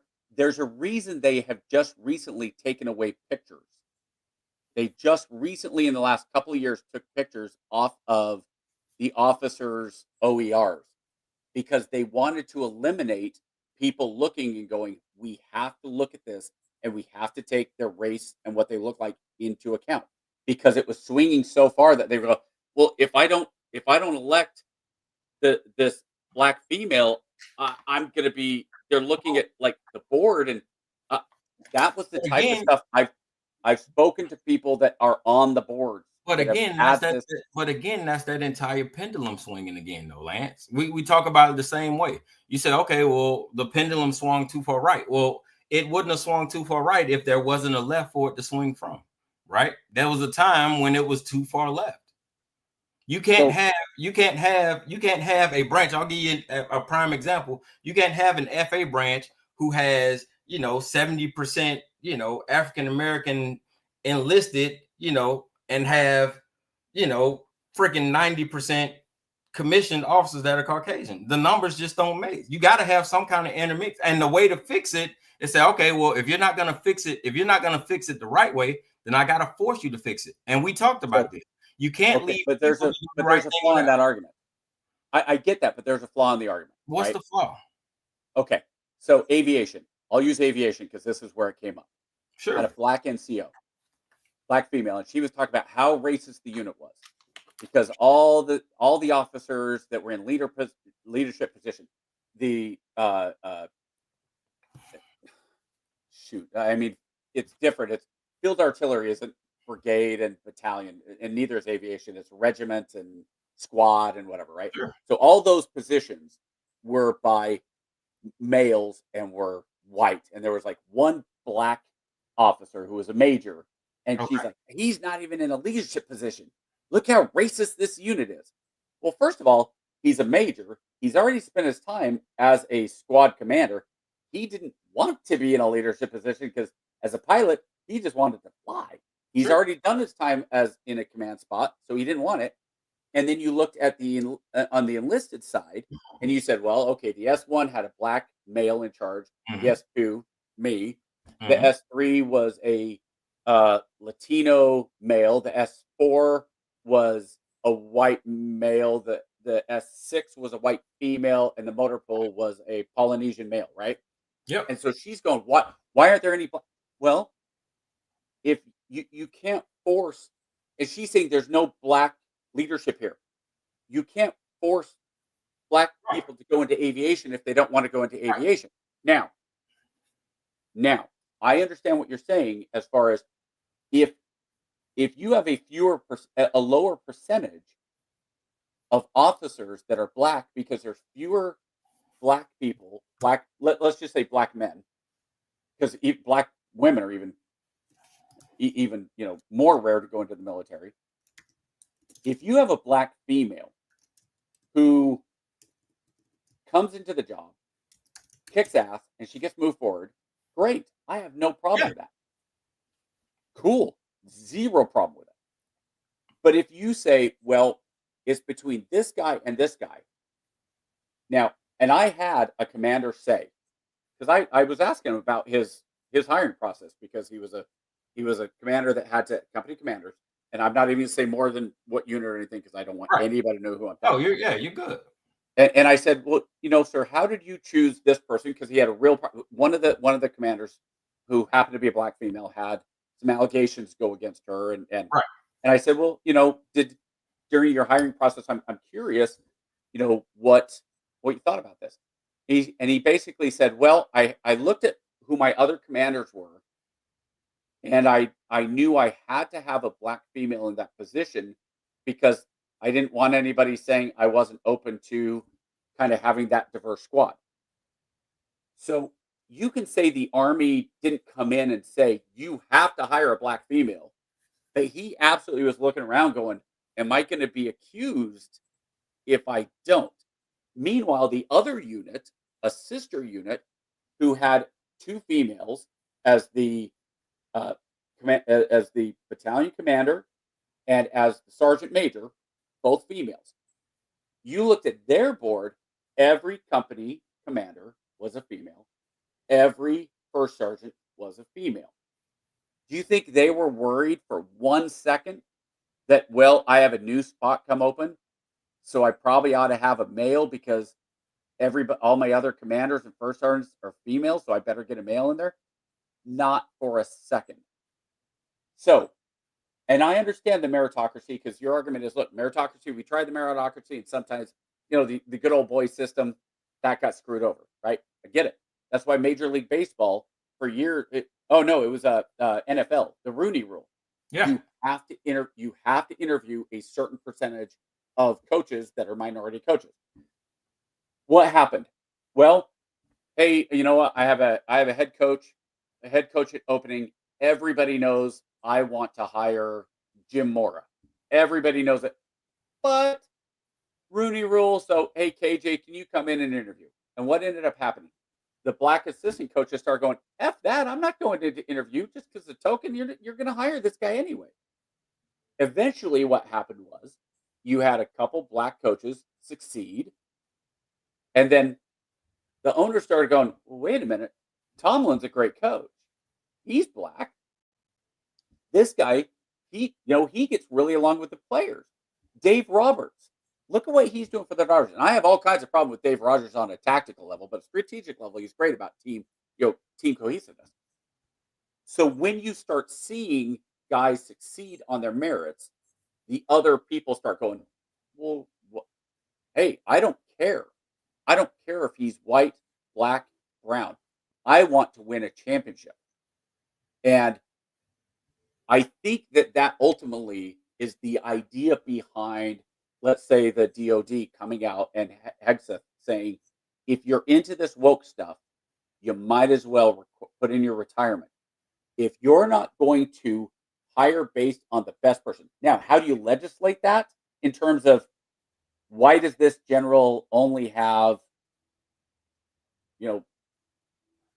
like you said, how do you legislate? I don't know. Who's he going to kick out? I think the threat's going to be enough, because I think what's going to happen is you're going to have people come out and just go, look, you can't have these policies that say you have to have X percentage of this or you have to do that. Maybe it doesn't change anything. Maybe it's just the threat is enough. There's no threat, I don't know, because you can't quantify it, is what I'm saying. And that's what I'm saying. Maybe the threat is just enough. Is if you buy into this woke, I personally, we've talked about this. You want to fix the Army?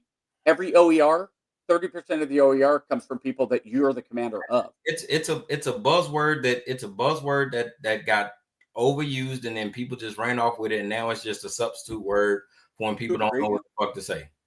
Right? Could agree. When they don't know what to say, when they're overstimulated and they want to call you something and they don't know what to call you, they're gonna blame it on woke, right? Oh, yeah, it's woke. All right, cool. What does that mean? Yeah, okay. Well, what does that mean? Well, I don't know. It's just woke. We got to do something about woke. Okay, well, what's the problem?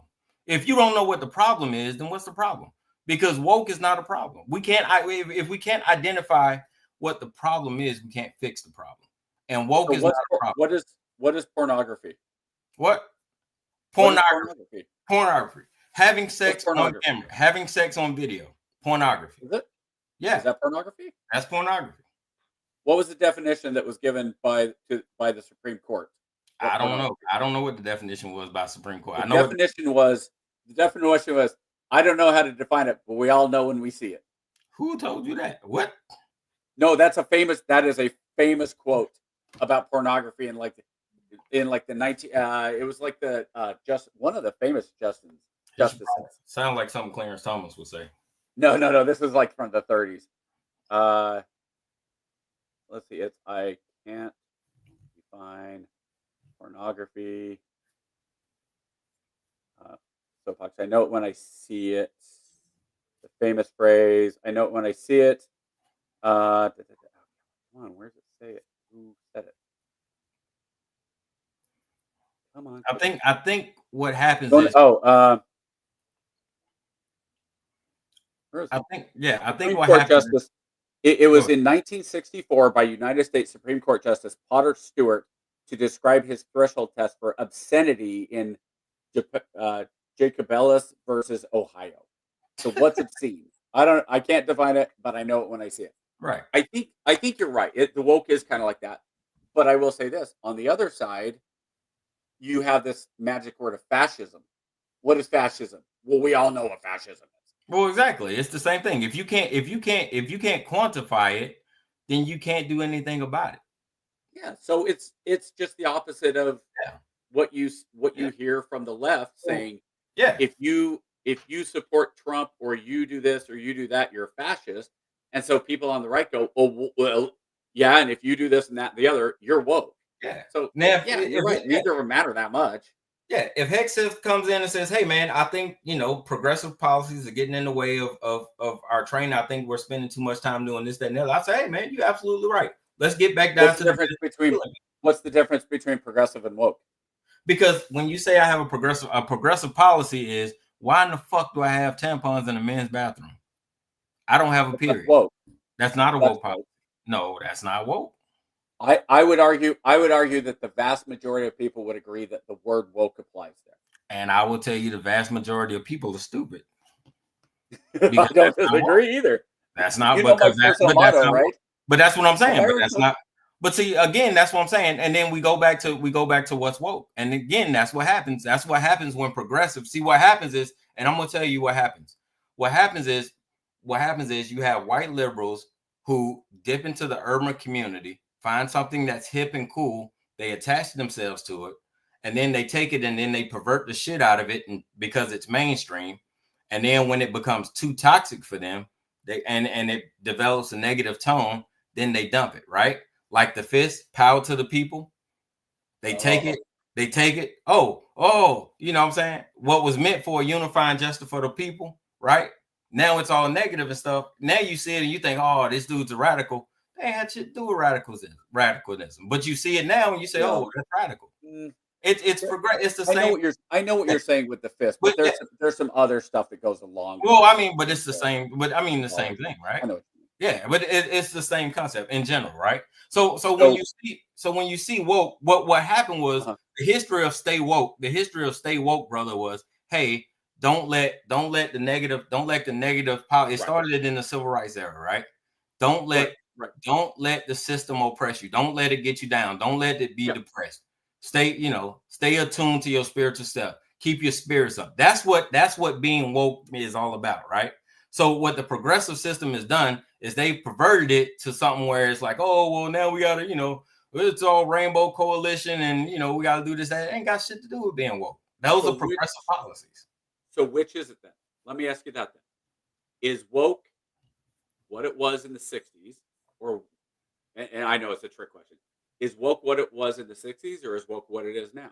It depends on who you ask. If you ask me, it's what it's always been. But again, who are you asking? I think it's been perverted though. Now, most people would, and it's with everything else, right? Because when you hear it, you don't think. When you hear it, you don't think of what it's intended to be, right? You think of the perversion, right? The first thing the first thing you think of is the negative connotations that come along with it, which is bullshit. It's the leftist progressive policy. Exactly, and that's what I'm saying. But words change. So think about it like this. Right now, you can't say the word call somebody retarded without getting a gasp, right? How dare you use that word? You and I growing up, gay's even a better one. Oh, that is so gay. Like South Park made fun of that. That is so gay. And this freak out about gay is like, gay doesn't have anything to do with being homosexual. When we were growing up saying that's gay, like that, it didn't have anything to do with sexuality. It had to be with like, that's gay, man. It's stupid. Why are you doing that? That's it. So words and the meanings evolve over time. But if you look at the common thread, it is that same progressive movement that continues to push those into a negative connotation. But that's even true. But what I'm saying, you know that Lincoln was a progressive. He was for the time, sure. Lincoln might have been the most progressive, probably was the most progressive in the history of America. For the But time, progressive, sure. but he wasn't a leftist, and Right. that's where also the progressive and the left has kind of been intermixed Well, that too. Yeah. by their own choice, though. Right. Like, you don't have progressives anymore say, well, yes, I'm progressive, I'm not a leftist. Right. What you hear now is, I'm a traditional liberal, because liberal became synonymous with leftist. Right. And then the progressives pushed that and said, no, I'm not a liberal. That's a bad word. I'm progressive. So all they did is they moved it and it Right. kept going further left. So I think that when you have, let's get back to Hegseth real quick. I think that Hegseth, we've heard clips being shown of him in the most negative light, the low hanging fruit. Well, if he says that women can't be in combat, then let's throw that out there. So people are going to get pissed off that he's misogynistic, right? Or whatever. Meanwhile, he was on that podcast that I was listening to, and he was saying, you said that about the audit. I heard that from him 2 days ago. Was I was driving to Atlanta and listening to this, and he was like, the Pentagon has never passed an audit. That's insane. Like, this most recent one, that's hundreds of billions of dollars. We have to fix this. We have to. This cannot be the norm. So you didn't read that, and I don't blame you, because we can't read everything. We don't see it. But I mean, that's not something Meanwhile, that's not what he's putting out. So, well, hold on. It's not just what he's. So we've talked about this in the past. Who controls the messaging, right? So the big one right now is he's got a known white supremacist tattoo, right? And yet, that's not a well-known it's a well-known Christian tattoo that apparently lots of people get when they go to Jerusalem, because it has something, and you could say it has to do with the Crusades, which makes it racist against Muslims. It has to do with your support of your Christian faith. Well, okay, so if you say he should never have that tattoo is wrong, are you anti-Christian? They were joking there's no such word for anti-Christian. Like, Rogan was talking about this. Like, you're an Islamophobe, but there's no such thing as like a Christian phobe, because it just doesn't really exist. So I think that you're going to continue to have the same things that you've always had. You're going to have the media come out and say how crazy Trump is. You're going to have 4 more years of Trump's picks are insane. Trump's doing this wrong. You're not going to have a fair shake. And so I really think Trump at this point has gone, you know what? I'm not going to get a fair shake anyway, so screw it. I'm going to pick who I want. And if that happens to be now, why he picked Matt Gaetz to be the like, if he was that intent on getting Matt, is it Getz or Gates? Getz, right? Gates. Okay. Gates. See, that tells you how much I know him. If it's Matt Gaetz and he was like, I really want Matt Gaetz to do something, so I'm going to put him. What was Ben, the neurosurgeon? Ben. He was director of housing, secretary. Of course. Yeah, but he was like secretary of housing, right? Okay. So why didn't he put him as the secretary of housing? Because he wanted to just shake up the DOJ. I don't know. Probably. He wanted to F you. That was picking Gates. It had to have been an FU, right? Getz. Well, I mean, big FU, right? To say it mild. Sure. And so I will say it about Matt Gaetz. I will say it about Hesgeth. I will say it about who's the minority leader? Jeffers. Yeah. Yep. No, Jeffries is in the House, I think. Jeffries. Okay, I will still say it about Jeffries. Who's the Senate minority leader going to be? Do we know?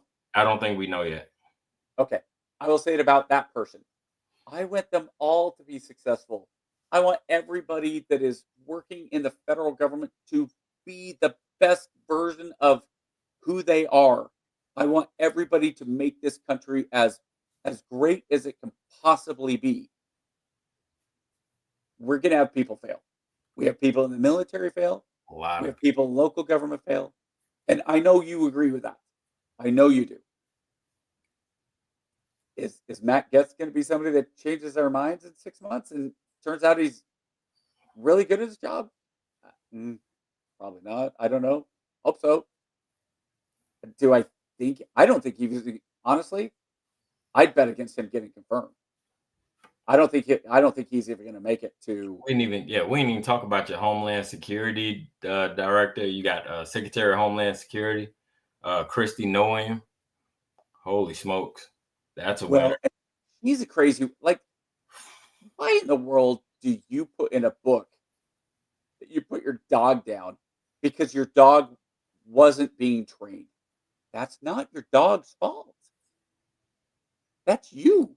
That's your fault. Like, I get the RFK stuff with like the bear in Central Park. What he leaves out, and this is left out of the story. But see, there was alcohol flowing. But see, you keep forgetting. I was a Kennedy guy. Kennedy was my choice for president. Like, I'm not anti-Kennedy. Yeah. I'm just anti-Kennedy for health because I know Kennedy's crazy as shit sometimes, and I don't think that when he goes on a bender, I don't think I want that crazy. That type of crazy. Okay, let me ask you this about Kennedy then. Let me ask you specifically about Kennedy, and then I think we need to wrap it up. But let me ask you this about Kennedy. Kennedy on a 1 to 10, and I'm going to mix this together. Intelligence, wisdom, all of it. 1 being a complete doofus. 10 being super smart in every possible way, super genius. He's going to be the best at whatever he does.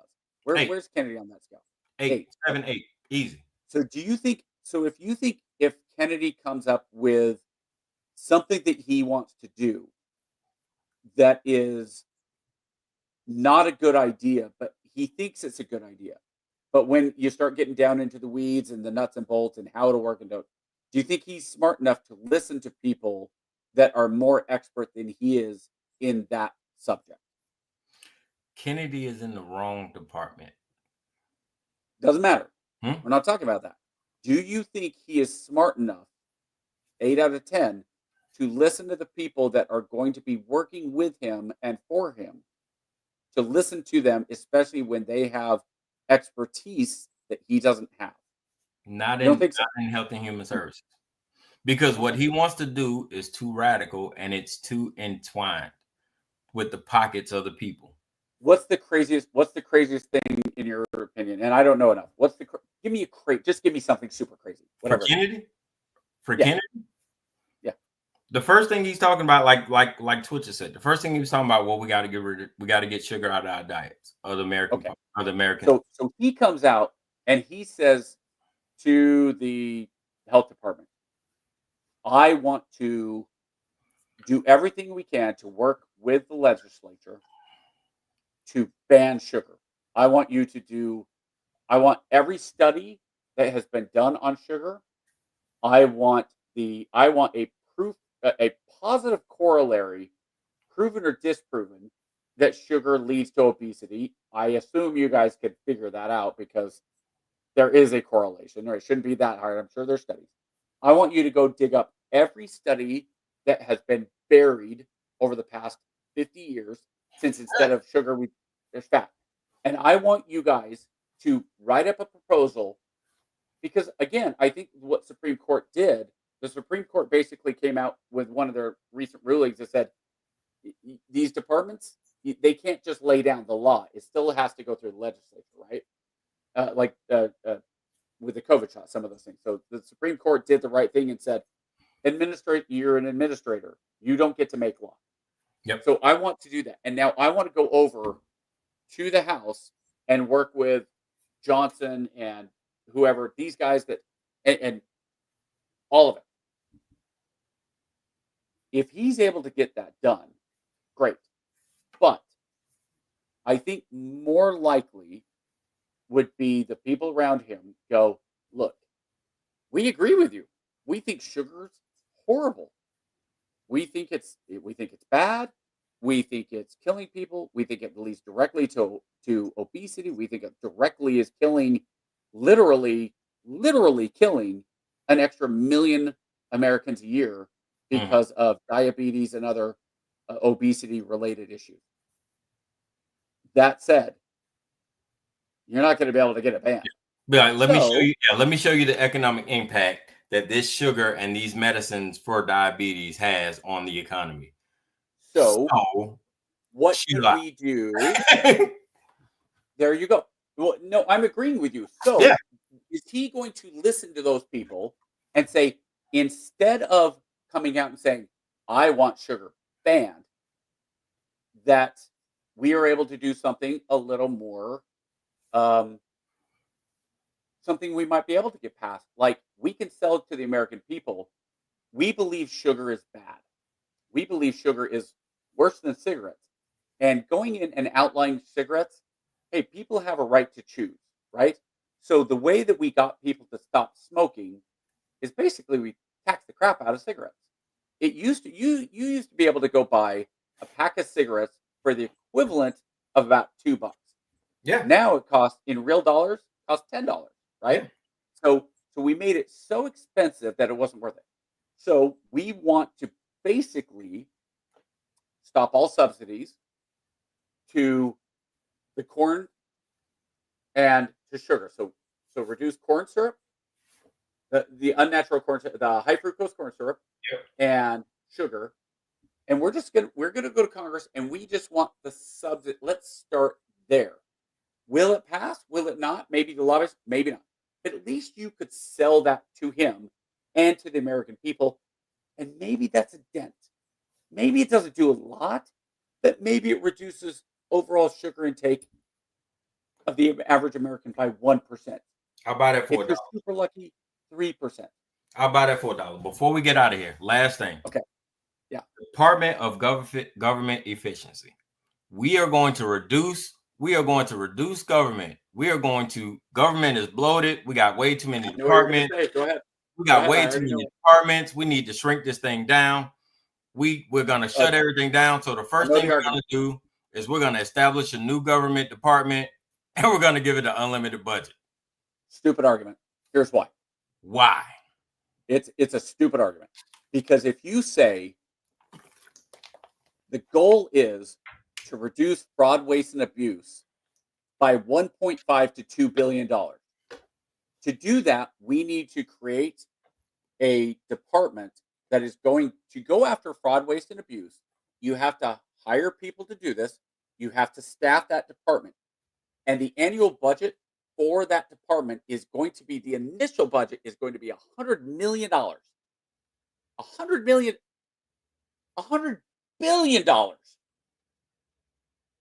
We're gonna give you not 100 million, $100 billion.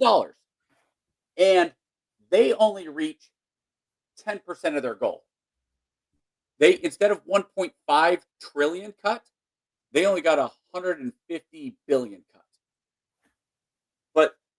But they spent 100 billion. I can sell that, still save $50 billion. Now, you have to do certain things, you have to have people work on it.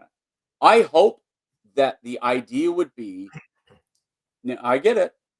I would hope that the percentage, like, do I really think that, like, the annual budget of the United States is somewhere around, I think it was $5 trillion that of taxes that came in, which is kind of funny because we're spending way more than that. But if you're able to have a Doge, the Department of, what is it? What's the G? Government efficiency. Government efficiency. If the Department of Government Efficiency is able to cut twice as much as they spend, great. But number one, you have to have the transparency. You have to give it 6 months. You have to give it a year. Yeah, you have to hope it works. But what's the alternative, KJ? Every politician, everybody that's run for president for the past 50 years has all said, we are going to spend more money on this by eliminating fraud, waste, and abuse. Has anybody ever shown you a single thing that makes you go, wow, they actually cut a little bit of the fraud, waste, and abuse, and so now we can use that money on something positive? I can't think of a single one. And if it happened, they would have ran out of the flagpole and look what we did. Oh, look how great we are. We cut $20 billion in fraud, waste, and abuse, and we're able to take that money and actually use it towards universal school lunch. They haven't because they can't do it. They haven't done it. So you have somebody who is hyper focused on efficiency. Ramaswamy, I don't know. Smart guy, obviously. I don't know if he's an efficiency expert. The world's one of the world's richest men and a venture capitalist in charge of government efficiency. So I would say this: how much is wrong? I know how much. Oh my gosh, I'm getting too old, and it's really pissing me off. I forget words. I know how much Elon Musk is worth. How much is Ramaswamy worth? I don't know. I'd have to look it up. Pretty significant amount, right? I mean, you got to assume he's not Musk wealthy, but he's probably pretty darn wealthy, right? I'm sure he's pretty comfortable. So Mike, and I don't know if he has FU money, but Musk does, right? So I think that there's a point where you do need people who are going to go, I don't give a crap if I piss you off. You are not going to waste $50 million on a museum for toilets. You are not going to waste $50 million of American taxpayer dollars on this. We're not going to continue to keep giving $10 billion to ethanol research when it costs $1.25 of gasoline to make $1 worth of ethanol. Why are we will not do this anymore. And you can only assassinate so many people. Right? So you estimate the efficiency. We've come a long way since the 60s. We've come a long way since the 60s. Maybe so. I'm just saying when you put these guys in charge of these agencies who've written the book on how to eliminate people and make it look like an accident, and then you tell these guys they're in charge of getting rid of these people, it's not going to go over too well. I mean, I wish them the best for our government's sake. I mean, for our country's sake, I wish them the best. So you think it's more likely, let me ask you this. Do you think it's more likely that Musk and Ramaswamy get unalived? You think the odds of that are better than them being successful at taking money out of people's pockets? Oh no, I think Musk and Ramaswamy are going to rob us blind. I think the entire cabinet. Why do you think Musk is going to? I think the entire cabinet is going to rob us blind. We are going. I guarantee you, we are going to surpass 10 trillion with this administration easily. And I don't think it's going to take us 4 years. I think we'll hit it in 3. I think 10 trillion a year. No. 10 trillion. I think we'll add 10 trillion to the debt in 3 years. 10 trillion. We hit 7. We hit 7 last administration. So here's. So I think we'll hit 10 easily. We probably need to get James back on for this and have this discussion with him. Because part of the problem, my understanding of part of the problem when we're talking about deficit spending, and we're talking about the how much money is owed. We're at what, 35 trillion. Yeah. It snowballs because when you're saying we owe this much money just in interest payments, it will just keep more and more. And now, again, it doesn't help if more and more and more, and then you say, well, now we're going to do tax cuts and we're going to have less revenue. So that's not helpful. And then we're going to also do this and this and this. So I hope that you're wrong. I hope that what happens is the Lafner curve. And there's lots of people say the Lafner, I think it's Lafner curve, is BS. And I know there's lots of economists who say no, it's great. Oh yeah, I mean, economists are you ask 10 economists like the tax guys. You ask 10 economists, you're gonna get 10 different opinions. I mean, I hope, and you have people right now. You have some people that say Trump might be onto something with these tariffs, and you have other people say the only thing tariffs are going to do is make everything you buy cost more. It's like shutting the border. If you shut the border, it's going to make strawberries cost more because there's nobody there to pick them, or avocados, or whatever it is. There's going to be that economic trade-off. And I think what you've seen, especially in places like Seattle and California, where they say, we are willing to pay more for our latte if it means our baristas are making $15 an hour, because we believe that even a unskilled high schooler should be paid $50 an hour. And that's where, like, I don't like the federal idea, but if you want to have a local one, and I think it puts people out of business in terms of, like, if you have Taco Bell is like here in Augusta, yeah, you'll see boards like Taco Bell hiring starting at $14 an hour. That never would have happened 5 years ago, because Taco Bell could hire people for $9 an hour. And now people are like, well, I'm not gonna go work there. If I'm gonna work at some fast food place, I'm not gonna go work there if you don't pay me enough. So those the cost of living, the cost of payment, and that's part of the basic economics, right? So I hope that what happens over the next couple of years is that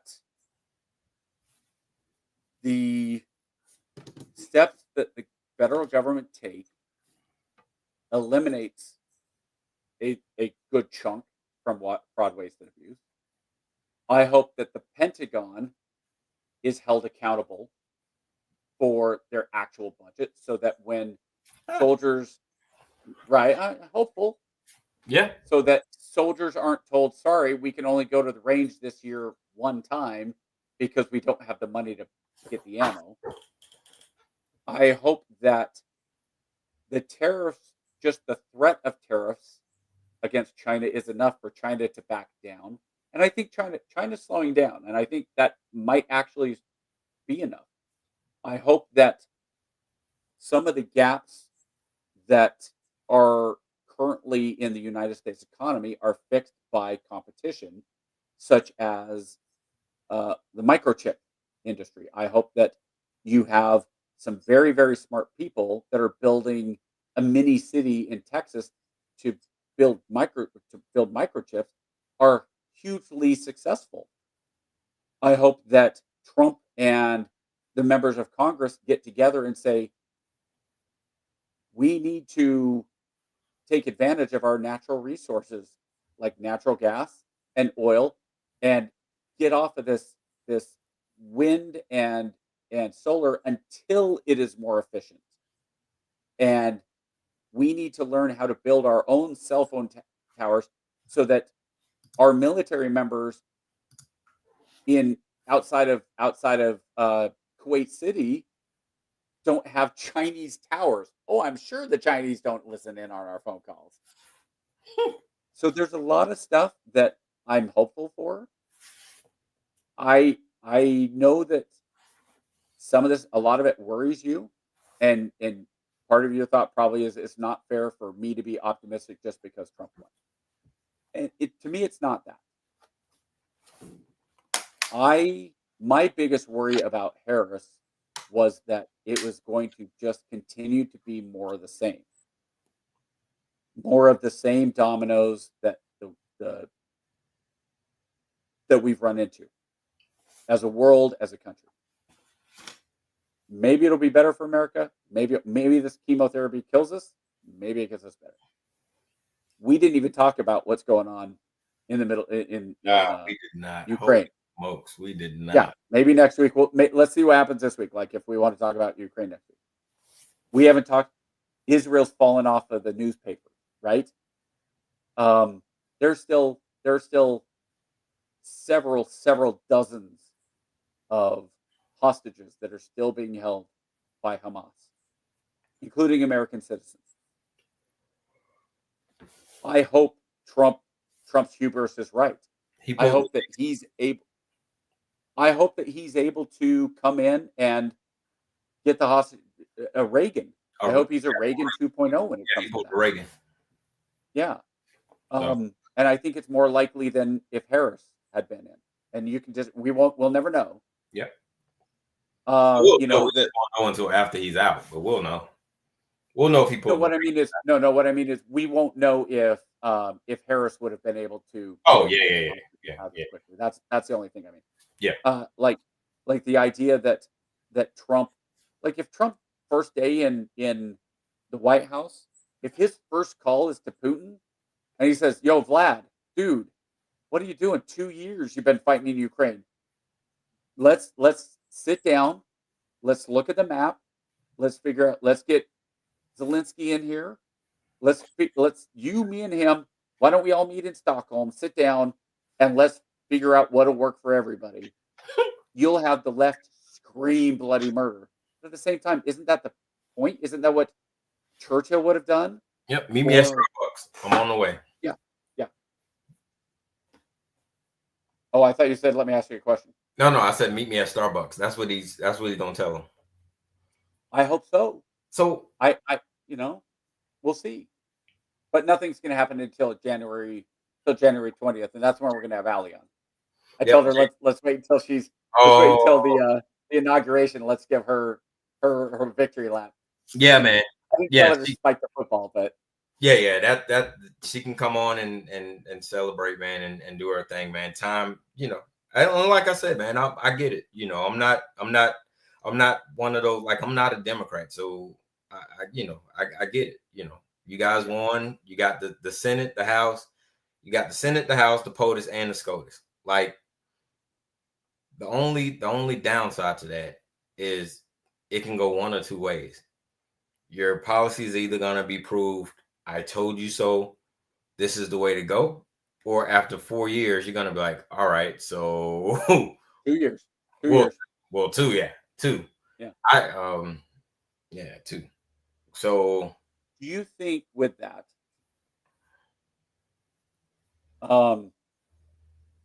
because you can have the House, you can have the Senate, SCOTUS isn't going to change drastically in the next 4 years, regardless, unless there's death that we don't. Well, Alito says he's not going anywhere. So unless it's one of the three. No, unless it's one of the three. Yeah, Alito's already signaling that he's not retiring. Well, what I mean is, if Thomas dies, if Alito dies, if Roberts dies, if any of the ones on the right die, they're going to be replaced by another one on the right. That won't change anything.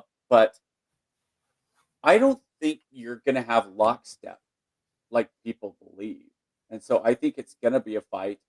Even for the Republicans, I think Democrats, as much as Democrats kind of have the infighting, this and that, the Democrats are so much better about voting in blocks than Republicans are.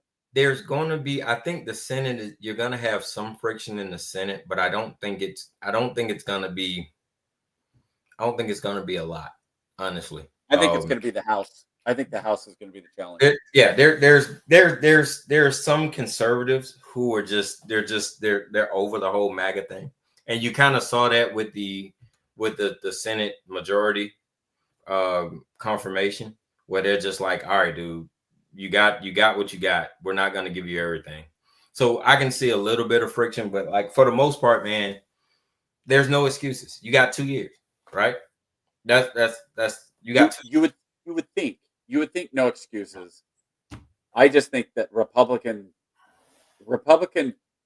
House, Republican congressman, representative. Yep. I think that Republican representatives are essentially a giant herd of cats.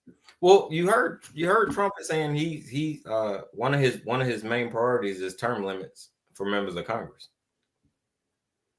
If that's the only significant thing Trump gets passed, you and I will high five and we will go skipping down the yellow brick road. As much as I hate to say it, if he gets that pushed through, successful presidency, that will probably be the greatest achievement of the 20th century. And not just pass it. Not just pass it, but have a constitutional convention. That's what it needs to be. I hate to say it. If he could get that pushed through, that would be the greatest achievement of any POTUS of the last century. If I want this to happen, and I know you will commit to this, if Trump, and I don't know if he will, but if he does, KJ for an entire episode he's going to buy a MAGA hat and he's Hell going yeah. to wear it. And he's going to get a shirt that says, Trump is the greatest. I'll make you the t-shirt. I would wear a MAGA jumpsuit and I will wear it for 24 hours. I will go out and wear it for 24 hours and video it. If he was to get that through, I'm telling you, if he was to get that through, I'm telling you, that will be. If you get 2 outfits made, we will meet in Colombia and we will go out together. We will start up by Walmart on Forest and we will walk all the way down and walk back. I will hire a crew to video us, and we will document. I'm telling you. Oh, absolutely. We'll figure out where. Yeah. We will go on a corner somewhere in Colombia, and for an hour, we will just stand in our jumpsuits that said, and with a sign that said, "Trump is the greatest ever," and the other would say, "He got term limits passed." That's it. We will. I'm there. That's it. There. Because I'm telling you, there is no way. I mean, no way. If he and he said he is that. He is the only he said that is the one thing he is dead set about, because he's tired of people going in there and getting rich. If anybody can do it, it is Trump. That is enough chaos. That is enough chaos. He's the one, excuse my language, he's the one MFer crazy enough to do it. I'm cool. If he does that, I don't care if he robs this son of a bitch blind. Hey, man, take as many as you want. Take as much money as you want, brother. You got it. I'm cool with it, because we'll fix it after that. Yeah, because everything else money can be replaced. Yeah, that's the thing. Money can be replaced. Yep, because the republic needs resetting anyway. And if you're gonna do that, you've done everything. You've done everything we need to do to reset the republic. The rest of that stuff we can fix. Yeah. I agree. And I hope that it's done. If it gets done, it's done in the way that it will not be undone. Yeah. Because laws can be unchanged, right? Yep. Yeah. But if he can somehow convince all the governors, I think it has to be 2/3 of the governors, to send delegates for a constitutional convention. I don't know how many Republicans govern. I know it's significant. Yep. If he can get that done, and while they're at it, please not just term limits. Please have a 20, whatever number we're at then. If the 28th Amendment is term limits, please let the 29th be Congress shall pass no law from which they themselves are exempt. I don't want it. Look, last thought, I don't want a federal abortion ban. I am anti-abortion, but there's too many problems with that. Okay. I'm cool. As a religious person, I just think there's too many problems with that. I want Congress to be held to the laws that everybody else is held to. I want term limits. And if you're going to give me a third constitutional amendment, it's a balanced budget amendment. I can compromise. Give me those three. I can compromise on that. We can shake on law. that. We can shake on that. I'm all right with that. See, and that's how governments work. And that's why we want to save the world. And if people would just listen to us, we're done. We want to save the world. How about we end it on that, good brother? Let's save the world. All right, man. Same time, same channel next week. You guys have a great one. We're out. Let's talk about Ukraine. Bye. Gee, mate, what do you want to do tonight? The same thing we do every night, Pinky. Try to take over the world. All right, yo, let's get into it. Try to take over the world. Preaching freedom. Try to take over the world. And greatest chaplain in the world, Mr. Try Lance to O'Neill. take over the world.